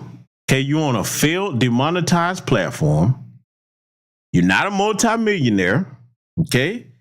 You're not living in the Ritz-Carlton nowhere. You don't have a custom-made luxury mansion. Myron, you know what? Dude, to be honest with you, a lot of brothers in my lineage that really have it like that, we really have kind of played kid gloves with you when you get to talking all this talk about who got what. Because some of us, Myron, I'm going to tell you a challenge that some of us could do with Myron. Myself and several other people. Okay? Myself and several other people could do this. Like, okay, Myron, you saying how much successful you are than everybody else, and you know we don't have nothing. How about let's just do an accomplishment challenge and a who owns what challenge, okay? And we're not going to just do it in one state. We're going to go from state to state and internationally. Let's see who look, Myron. How about this? How about you come travel with some of us, and then you start to see that some of us, when we go stay somewhere, we don't have to rent a hotel. We own property in other places. Let's see if you can keep up with that, huh? I don't like to brag, man. I'm just saying. Because some of us can do that. Myron, look, you know what? Listen, that's too much. We can't do international. Let's put it down on your level. Let's just go and see if you own property in other states, Myron. But when you catch a flight somewhere, you ain't got to worry about a hotel room unless you just want to go there. You got some shit you can turn your own key and walk in, and that's yours. Can you keep up with that? Because until I can see you keeping up with that, man, I look at you as a joke, dog. And I ain't even no dude that like to look down on people. I'm not. But this type of monkey shit right here, I got to quote the words of the late, great Pimp C, man. Take that monkey shit off. You embarrassing us, man. You a clown, dude. You ain't got no type of wealth like that. You don't. You don't. Then I'm going to tell you another way that I know the dude don't really have no bread. Okay, so now, even if you're doing a podcast, I can understand you have a look for that particular show, depending on what the message or the tone you want to convey is. But I guarantee you ain't nobody ever seen this dude out nowhere dressed like he has any type of money. I ain't talking about a bunch of name brand stuff and a bunch of gaudy, flashy stuff. I'm talking about where your quiet luxury at, Myron, huh? I guarantee you, man, if somebody had to invite you somewhere and it was like a classy, formal event, you would show up looking like a jackass. First and foremost, you need to get something to cover that goddamn nose, because that'd just be offensive alone walking in the doorway. I just got to go there. Then let's talk about this beard, man. Well, look at this raggedy shit on your face, man. This shit look like you shaved the ass fur off of a damn beaver and you glued that shit to your face. I wonder if the shit real, man. It's just not very well groomed. It's not really sharply groomed like a grown man shit is supposed to do. Look, I have a beard, okay? I keep my shit well groomed at all times, all right? Unless I'm trying to regrow it out or something like that or change the shape. Other than that, my shit is gonna be neat, like a grown man shit is supposed to be, okay? This jackass, everything about him screamed grade school. I promise you, if I was around this dude, man, I wouldn't be able to stop laughing, bro. I guarantee you don't know what type of things to wear with your outfit, man, to make it stand out on a grown man level. You're probably running around here with Axe body spray as far as your fragrance is concerned, as far as any type of perfume. You would be a clown in a room full of grown men that's about our shit. And look, you could be the tallest man in the room. You would still be a clown amongst brothers that's actually got some game. I'm talking about from the corporate suites to the goddamn streets, man. You a clown around real ass men. I'm just saying, man. Look, I'm sorry, y'all. I hate to do that, man, but I just have to call it what it is. This punk is one of the biggest frauds and phonies on the damn internet, okay? They got the nerve to be talking about our lineage. So let it continue. Skin color doesn't keep them from success, and then they fucking lap you. And then you stupid ass niggas get on fucking X and complain about white supremacy, tethers jacking our style, tethers jacking our culture. Fuck your culture. Your culture's nothing more than Fuck our culture, but you trying to have some little bootleg waves in your head. And yeah, we talk about white supremacy. We do more than talk about it. We actually put foot to ass. See, Myron, here's something. Name somebody in your family that actually had the nerve to stand up to a white man that was being disrespectful to him. Besides kissing their ass like you do. Whoever your real father is, you an embarrassment to him, dude. But then again, the apple don't fall too far from the tree. He probably was a bitch just like you. I wouldn't be surprised. So you got all this smoke for black Americans and then brought your little ankle baby ass over here talking about who comes over here with what. See, what you don't tell Myron is when your little parasitic ass tether buddies come over here, you actually get government assistance from our taxpayer dollars that a lot of us don't get. So how can you actually stand up with your little Sudanese bird chest out, okay, and your little high-pitched bitch voice and stand up and be disrespectful and tell us about what we don't have? You eating off my plate, fuck boy. Seriously, you are the equivalent of a rat that's hiding under a table in a corner waiting for some crumbs to fall off my plate, and then you wait until I cut the lights off so you can scurry out there and try to eat what you can. That's what you are. You and all your tether class buddies, you're the equivalent of fucking rats. That's why I call them parasites, the disrespectful ones. How you gonna be better than that? Prove me wrong. What is that, family? You don't build nothing. You can't feed yourself. You got to come over here and eat off our culture. Do you know what kind of a big punk bitch you got to be to sit over in somebody else's homeland and tell them they're the reason that you're here? And then you're going to look over there and tell them how much more successful are you? How you successful? You successful at what? Being a bum, a fleeing ass parasite? That's what you successful at? But see, you know what? When you really don't have nothing to be proud of and you don't come from an actual intact family with a heritage that you can look back on, this is what you get. You get this. You think that being successful is, I was able to get a crumb off your plate. That's what you think. Yeah, I had to put the snake voice on him. Punk ass gonzo nose fuck boy. Let's let him continue. Stupidity, rap music, killing each other, putting that up, then going ahead making excuses for why you dumbasses end up in jail and get fucking choked out like dumbass George Floyd, aka George Fentanyl. But you niggas want to sit there and say some nigga named And see, Myron, there you go again, showing that you sit there, because, you know, this is the thing. He parrots white supremacist talking points because he has a parrot nose. You don't have to parrot white supremacist talking points just because you have a parrot nose, Myron. Okay? For all we know, man, I'm putting it all on Gunzo. I might be wrong, man. Toucan Sam might be that boy's daddy. Y'all remember that scene from the movie Life? Y'all remember that? Ida Pappy, Toucan Sam, Gunzo. Which one of y'all is it? Did y'all run the train on Myron's mammy? Is that what happened? Cause look, you know, like I said, Gunzo might send me a cease and desist. You know what I'm saying? Hey, man, you're trying to put that little bastard on me. Listen, dude, I retired from the Muppet Babies. He probably like, that ain't my kid. You need to talk to Toucan Sam. That's probably what Gunzo gonna tell me, okay? I don't know. I got to start looking at some other things with long noses here and see who this boy's pappy really is. I'm just saying, all right? This fucking failure here, you know, they got the nerve to talk to our people like this in our homeland. And then the thing with George Floyd. Myron, I'm gonna tell you something in all seriousness. You better hope that you don't come to some of these places that I've mentioned where these real good old boys are that don't give a damn about none of that goofy shit you talking about on the internet. I'm trying to tell y'all, man, I've shown y'all over the years examples of them here on this platform. Remember that clip I showed y'all about the actual modern day Klan members that did debunk that bullshit where people tell me ain't no such thing as the Klan no more? The ones that have the black uniforms on, because that's what their uniforms look like today. Remember that clip where the dude was like, tonight, boys, we gonna kill us a Negro. They was out there in the room, all right.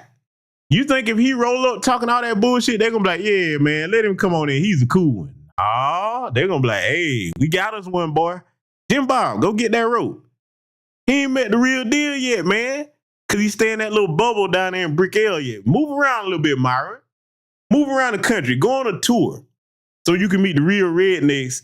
Because look, the real rednecks, they can't stand even the right wings that use the little goofballs like a Byron Donalds or a Tim Scott. They can't stand them people. You know what they look at white folks like that? Those kinds of white supremacists. They look at them as a bunch of pussies. They're like, man, what you playing with them niggas for? We trying to get rid of them. We don't want to use them no kind of way. That's how they really think. He ain't met them yet, though. But one day, I got a feeling it's going to happen. Let's let it continue. Chauvin went ahead and killed him. No, he was a fucking drug user. He's a fucking career criminal, but you dumbass niggas want to give him a gold casket. This is why no one respects the black community. You guys are fucking backwards. You guys go ahead and put murderers at the top. You niggas will sit. Murderers? Boy, do you know all the killing going on back in your homeland? Do you? Maybe I'm going to have to, you know what, family? It's been a minute since I did that. Because I'm going to kind of go into that a little bit on my next Patreon broadcast I got coming up, where I'm gonna deal with them comments that Davido made. I decided to do that one on Patreon because we gonna really break that down from the arrow to the zero. If you over there, you gonna learn something when that broadcast drop, and it's actually gonna air in both tiers on Patreon. So if you're over there, you'll get a chance to see that. I'm gonna teach a lesson on that from both ends. Catch that broadcast, you're gonna learn a lot, okay? But this boy, what I might have to start doing is start back doing the content I used to do way back in the early days of the channel, when I used to just show y'all different stuff from different parts of the world and go into long form format about stuff. I'm like, I'm gonna have to start bringing that back. I might just have to highlight Myron's homeland. Show y'all some stuff that's going on today. Let me tell you ladies something. You better be thankful that you over here in the Western world. Because if you was a woman over there, let me tell you, your life would be a living hell. You hear me? That stuff that y'all do over here, oh no, they don't even look. I ain't gonna say it's as bad as India, but it's close. Cause you know over there in India, they just beat their women to death in the streets, and everybody stand there and look chill. They're like, okay, it's just another Tuesday. And you got the nerve to talk about us? Sometimes you have to hit these jokers in the face with where they really from, and when you start doing that, that's when they look. Let me tell you something right now. I'm not trying to punch down on anybody, but I gotta speak the truth. One of the reasons why I keep telling y'all that travel is the best education you will ever get, because you get to see the good, the bad, and the ugly. And one of the ugliest things I've ever seen, I'm going to be honest, I didn't take any pleasure in that because I don't think it's funny. But if you ever go to another country, go to the American embassy in them countries and just look at how many of them out there just, please, sir, please, trying to beg to get in. And the fucked up thing about it, these people will pay money sometimes to get the application process started and then get denied, and they just keep their money.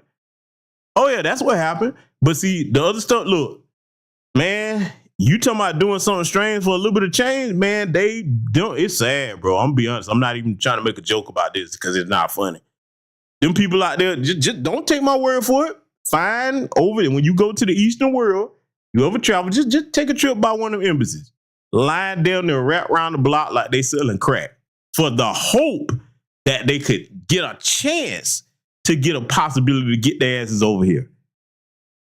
And will do any and every damn thing that you could imagine to get that. There is no honor in that. And I blame the men for that, because if the men of them nations actually stay there 10 toes down and start building.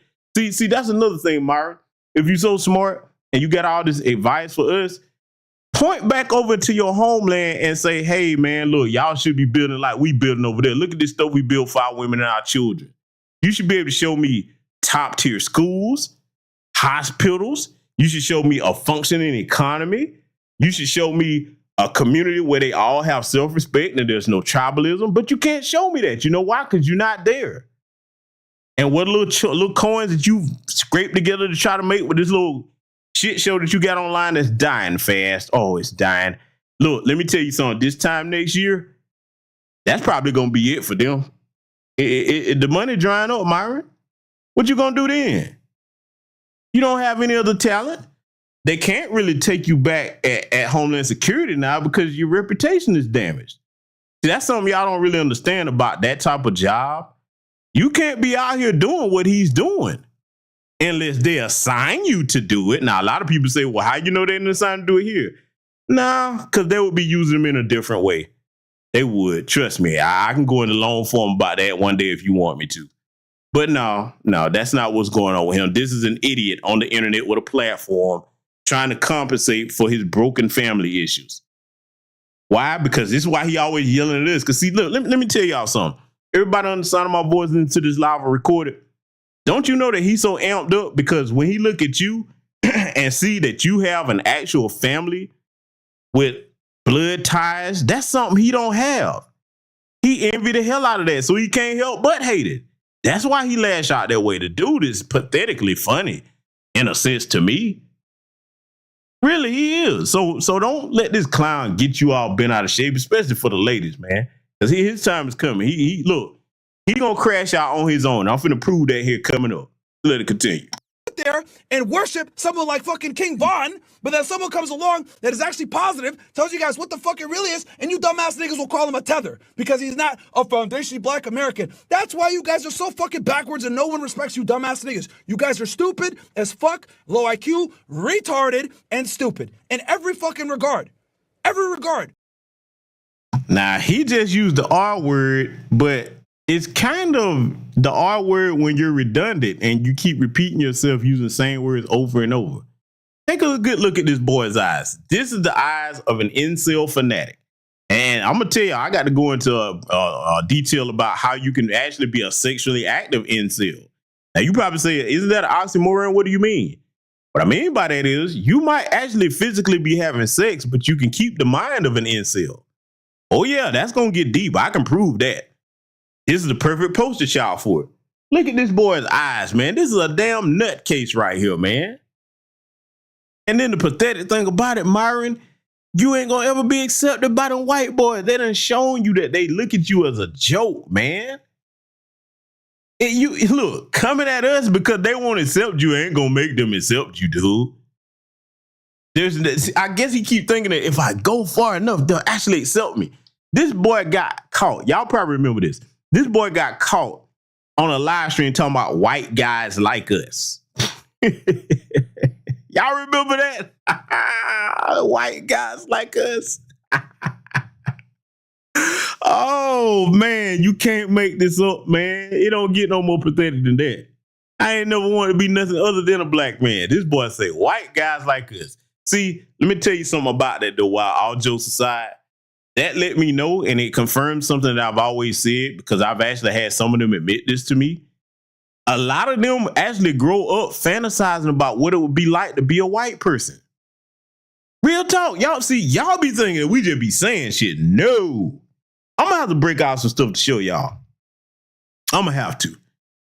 Because I started to show y'all something else here tonight, but I was like, nah, I ain't going to go there tonight. I might say that for Patreon. I'm going to have to.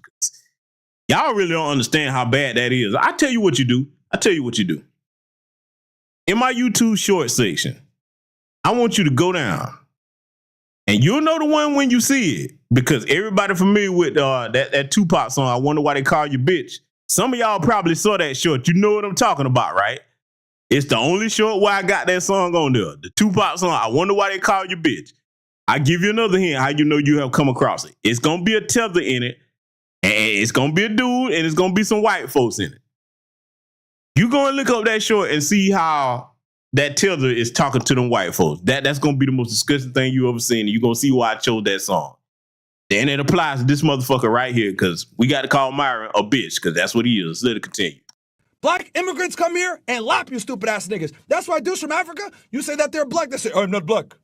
I'm African. Why? Because they don't want to be associated with the stupid ass niggas. That's why. You think that we lose sleep over that? That's the part that tickled me. The goofies like him say that we wake up, oh my God, they say that they don't want to be black. Look, the only reason you hear us talking about delineation is because you've been undermining us. We don't give a fuck if you don't want to be like us. That's good. We don't want to be associated with the tether class, and I'm not talking about all black immigrants. I said tether class. Keyword, if you confused, right here in front of your face. Myron Gaines, Candace Owens. That's your tether class. We're not losing no sleep because you don't want to identify to us. Because look, let me tell you something. You really don't have the bloodline fortitude to identify as us if it was possible. You don't. You don't have the history to this land and fighting against white supremacy that our ancestors do. You don't. You got a few riders here or there throughout your history that did, and then you turned on them if you really start looking deep enough at a lot of their historical icons.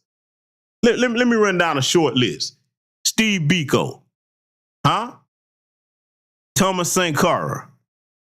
Huh? Winnie Mandela. Oh, yeah, we going all across the continent. Oh, we going to name some names. Dedan Kimathi. That's a brother from Kenya. Look, let me tell you something, dog. See, I'm not only just familiar with the history here of our people, Foundation of Black Americans, I know their history. I know it better than most of them know it. I'm not being arrogant. I'm just telling you the truth. I do. I've proven that over years on this channel. Look up the name Dedan Kimathi, a freedom fighter from Kenya. That brother was the epitome of actual kick ass and take names. He was not bullshitting about taking his country back. You understand? The late, great Robert Mugabe. Was he a perfect man? No, but damn it, he got on one day and said, listen, nah, this is our land, and I'll be damned if I'm going to sit here and live all my life with a white man ruling over my country. So you have your writers there. You have some living writers over there now. Julius Malema, Joshua Mapanga, Professor P.L.O. Lumumba. Oh, yeah, I know there are writers over there, but they won't get behind them at all.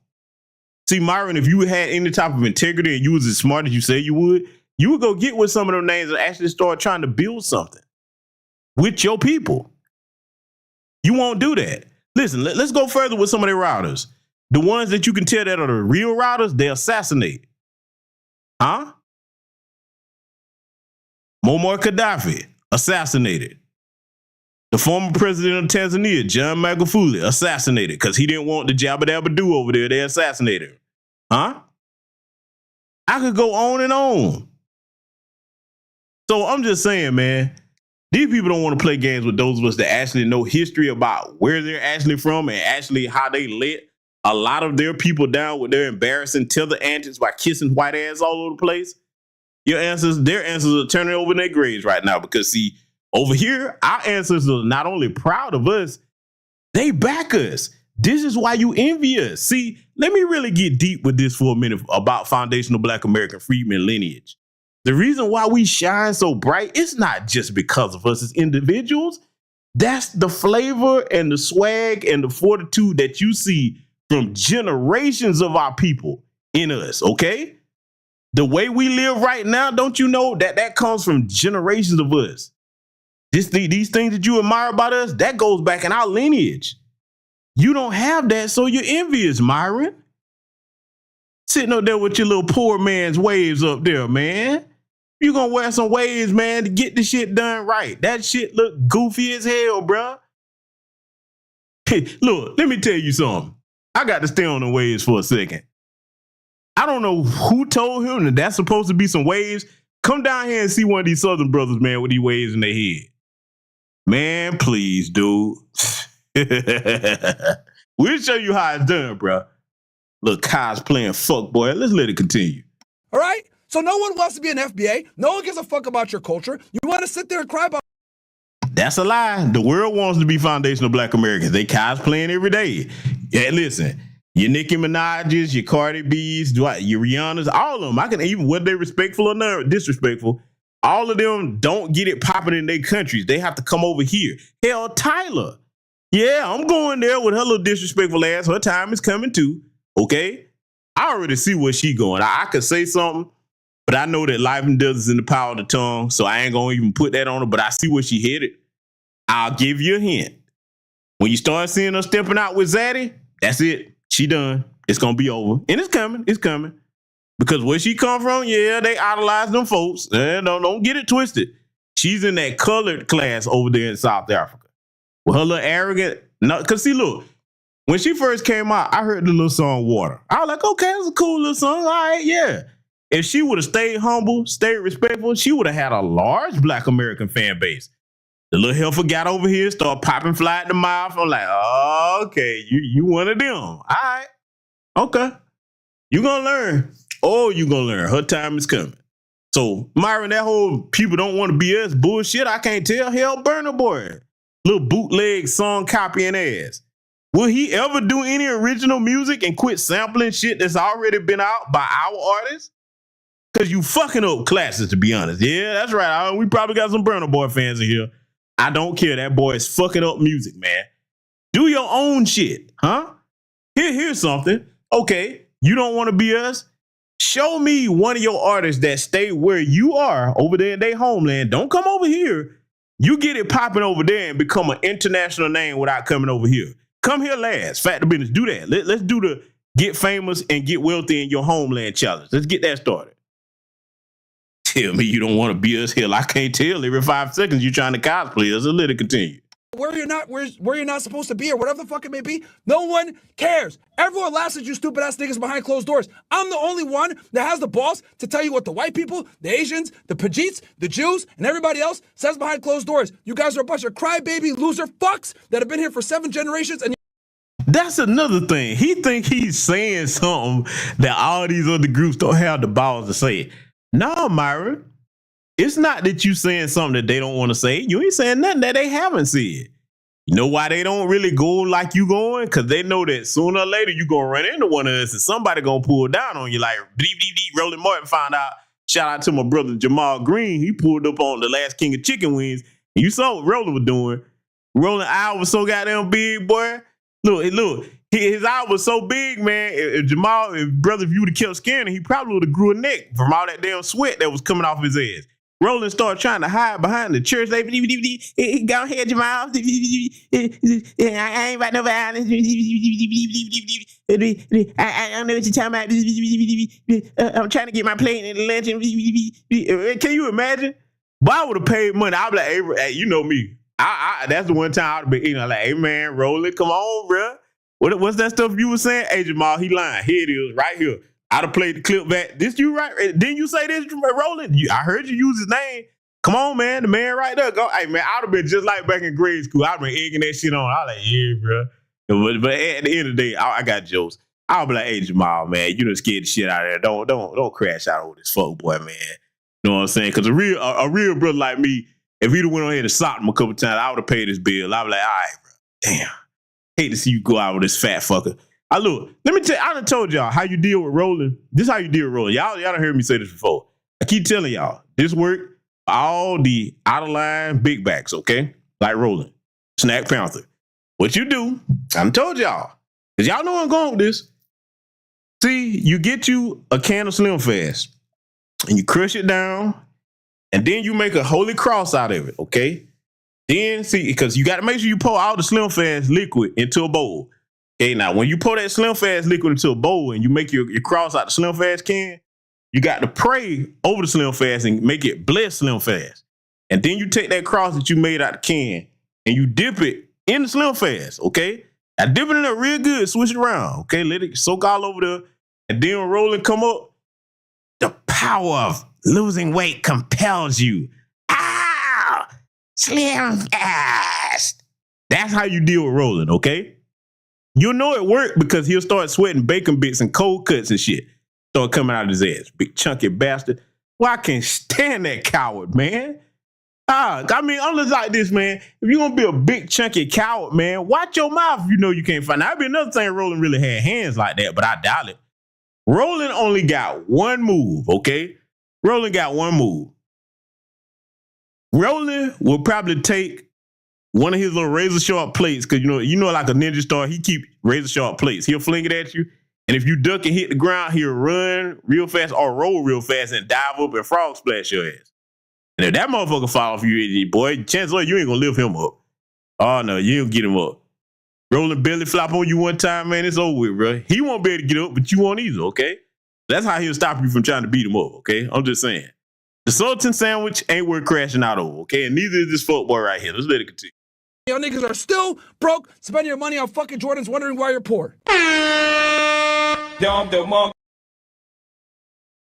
All right, so you heard this whining bastard sitting over there crashing out and crying and whining about foundational Black American freedom, something that he'll never be. And trust me, I'm gonna keep looking in that situation about his mammy, because I want to know, boy, let me find out your man was out there on that blade for real. Woo, you gonna hate me. Oh, you gonna hate me. I'm telling you now. Cause see, I don't like to get on people unless I can verify it's true, okay? It's out there, but I got to verify it. And I got my ways, trust me. I'm gonna figure out if it's the truth or not. And when I do, if I get it locked, signed, sealed, and delivered, that's the real deal about where you come from, boy, and your family situation, I'm gonna be brutal. Ooh, I'm gonna go in. I'm telling you, boy. Oh, I ain't gonna have no baby off for you like Dylan now, so don't get no ideas. But I'm gonna go in. Oh, yes, I am. Yeah, just stay tuned, family. We ain't done with Gonzo yet, though, because see, I want to analyze one last thing here to show you something about this punk ass, okay? So I'm going to go ahead and play this clip, and I'm going to have to mute some of this because, boy, he going to be going some places where he can't go on YouTube. Just let it play. Everything, every issue, every ailment in society, you could tie it back to fucking feminism. Every single one. Feminism. Who pushed feminism? The fucking Jews. Steinem, etc. Who pushed homosexuality? The Jews. See, these are the conversations they don't want you to hear. Right? This is what I mean when I tell y'all. I would rather be honest with you guys and keep it 1,000 and say what the fuck it really is than having to bite my fucking tongue. I'm not biting my tongue for no fucking Jews, Pajeets, Indians, that shit. Blacks, Arabs, even Arabs, I criticize them. I'm not biting my tongue. I call it like it is. Facts are facts regardless of who fucking says them. Anyway, rant over. We can keep going on with this fucking stupid ass bitch. But I'm telling y'all, all the problems we have in society, you can always tie it back to fucking feminism. And then you figure out who started feminism, all the isms, communism, feminism, Marxism, socialism. Who always starts it? Cradle spinners. So, anyway, we'll continue on. I just want to say, I love all my Jew friends. I love Jews. I love everybody. And I don't hate no. Look at these two Muppet Baby illegitimate son reject cartoon character bastards. You got Gonzo's illegitimate son up there with them bootleg ass wave and that shabby ass shape up on his beard. Okay, just like a damn bum. Then you got this little tadpole, because he ain't even a whole Kermit. He's a tadpole. He looked like he got stuck between that developmental stage of a tadpole into an actual that's what he looked like, okay? Kermit, shame on you. Shame on you, Kermit. But then again, you know, wait, there's other frauds out here. He could be one of the Battletoads illegitimate sons. If you don't know about the Battletoads video game, look that up. So it might be one of one of their kids, okay? I'm just saying, it's some frauds and damn long-nosed toucan Sam. We know you still could be Myron's daddy. We got to look into these things, okay? We need some DNA tests. We got to get this justice. Where Myron when you need him, okay? Look at this boy with his little goofy ass. This is the one over here on the left that they call, on the right that they call Fresh. Oh, he called himself Fresh. The one talking about we don't do Night Riders. Look at his little black ass. I got to go here. Oh, look at him. This got the nerve. And then y'all know his situation with his stupid simp ass and whoever that worthless chick is that sit up there. You let that run up in you and get you pregnant. He got a couple of coins reeled together. Because you know he tried to get her to having a boy. She didn't want to get rid of the baby. Oh, poor kid. Jesus Christ. And I ain't just saying poor kid because he come up in a broken home either. If this is your father, nah, that's just not fair. Yeah, God got to punish you for that. You don't run around. God, sterilize this boy. He ain't supposed to run around getting nobody pregnant, not looking like this. Listen, Lord, I understand. I know you don't make mistakes, okay? So I'm not blaming you. I'm not. But something went wrong with this boy. This is out of your hands. Something went wrong with your perfect work down here, and it formed this little tadpole face fucker. Got the nerve to talk about don't do Night Riders. Now you see his little ass sitting up here looking like a little animated Muppet baby. I love my dear friends. I don't hate nobody. Sitting your little stupid ass up here with this loose cannon This perfect epitome example of a beta male. You sit up here with this jackass that's insulting. Look, see, let me talk to y'all about something, right? If you in business and you trying to make money and you got a Myron Gaines next to you, you cutting your profit margin because you offending too many people. You're not just offending one specific group. You're offending all types of folks, just always talking shit. And you can tell that little Kermit, the little half tadpole over here, you can't be offending people, boy. Do you know why he can't be offending people? Hold on, let me take a swig of this water. Hold on. I'm going to tell you why he can't be offending people in just a second. This is why he can't be offending people. That boy need to save every penny he got. And I said the same thing about just pearly things, aka the alabasters or disastrous, squirrely, burly, pearly things, okay?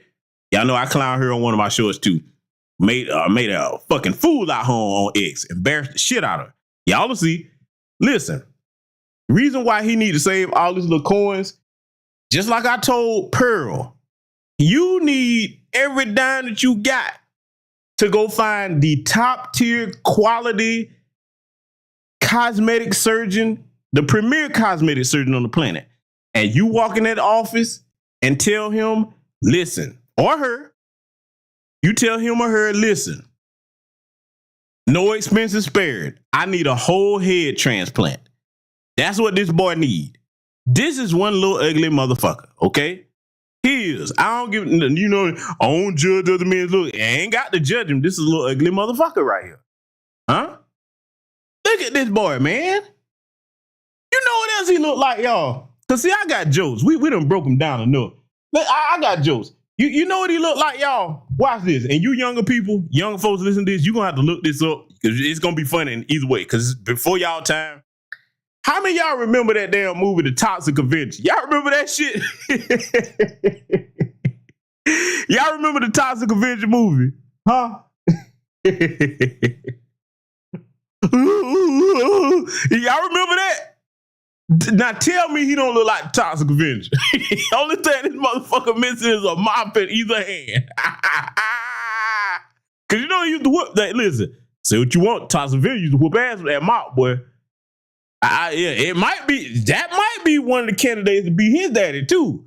Little Toxic Avenger looking motherfucker. Look at this boy, man. These are two jokes, man. Oh my God. I'm just saying, man.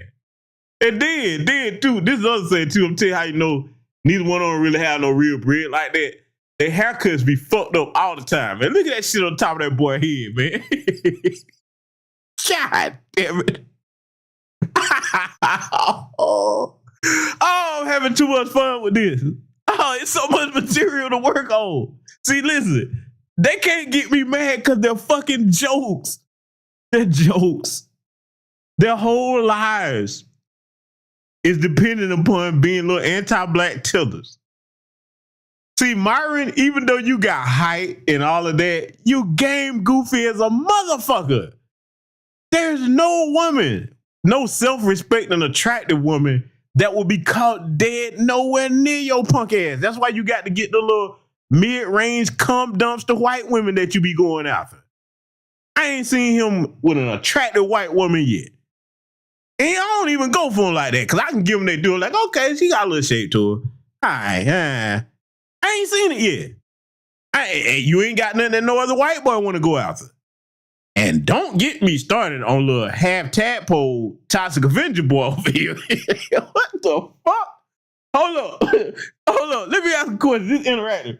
Ladies, where you at? Only Pamela's way? I see you. Let me talk to you, baby. Pamela. Pamela. Pamela. Pamela. Hold on, let me get the snake. Pamela. Pamela. Would you go on a date? Would you go on a date with Fresh? Would you? I'm just saying. Oh, Pamela, she said no, man. She said, hey, look. Pamela said that shit so quick and with such authority, I felt the vibration through this goddamn screen. Pamela like, no. I could see the frown on her face. Hold up, what other sisters that in here? Wait a minute. Tanisha Murdoch. Hey, come on now. Hold on, what? Dr. Chanel Phillips, where you at? Come on now. Hey, where my first sergeant? Well, nah, she's a married woman. She can't. Where the ladies at? Y'all ain't none of y'all gonna help him out.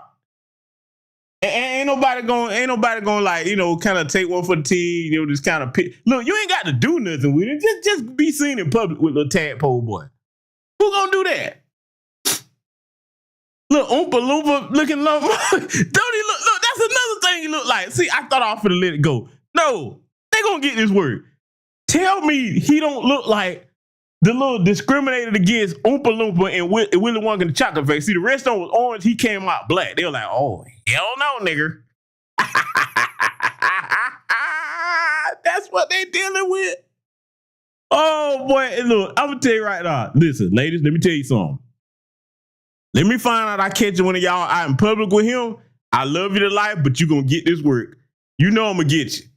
Cause you got to be clown if you who be seen out in public with this. Ain't nothing you can do to fix this.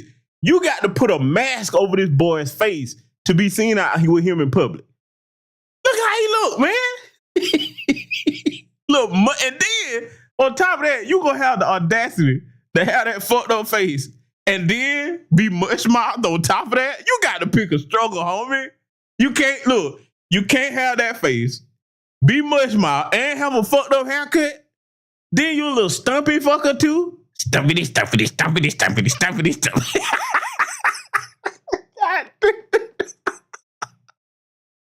Oh man, listen, let me stop, man. I'll be on this dude all night, man. Listen, I'm gonna let this shit wrap up and give my closing statement, man. Y'all see what I get when I get in my bag, man. I'm saying, let's let this wrap up, man. We done clown these assholes long enough, buddy.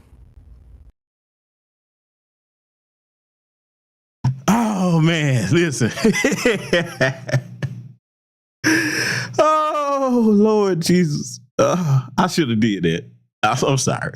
Listen, if you had children in the room, listen to this. Tell them that I'm a very bad man and God is not finished with me yet. Okay, I'm a heathen. I keep telling y'all that. All right. Listen, I apologize, ladies and gentlemen. I shouldn't have did that. Okay.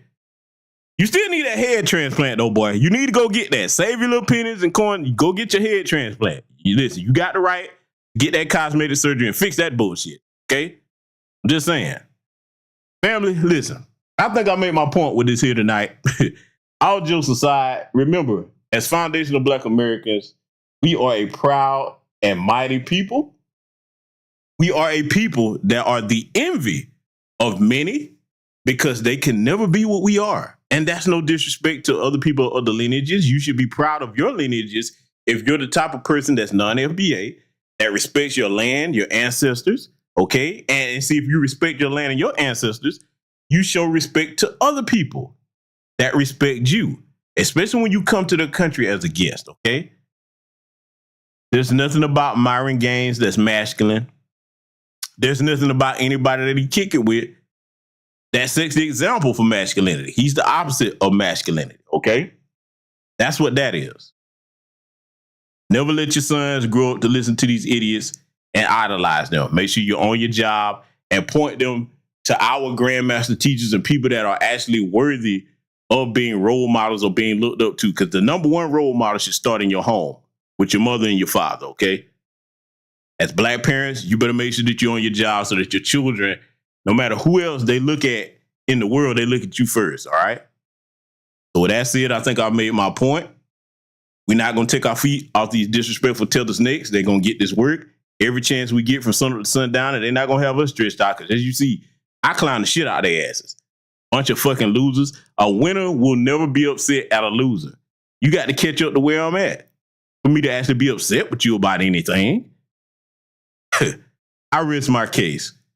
But that's it. Take care of your family. Salute everybody contribute to the broadcast. And if you're over there on Patreon, we're going to have the broadcast coming up about Davido. It's going to be a very educational broadcast.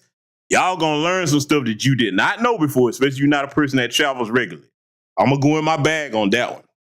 Because I've heard some comments made about some of that stuff. Trust me, I'm going to clear it all up over there in the next couple of days. First pin broadcast to the top. If you go over there on the Patreon, you will see it, okay? So take care of yourselves, family. Salute to you, Black First, and I will see you all in future content.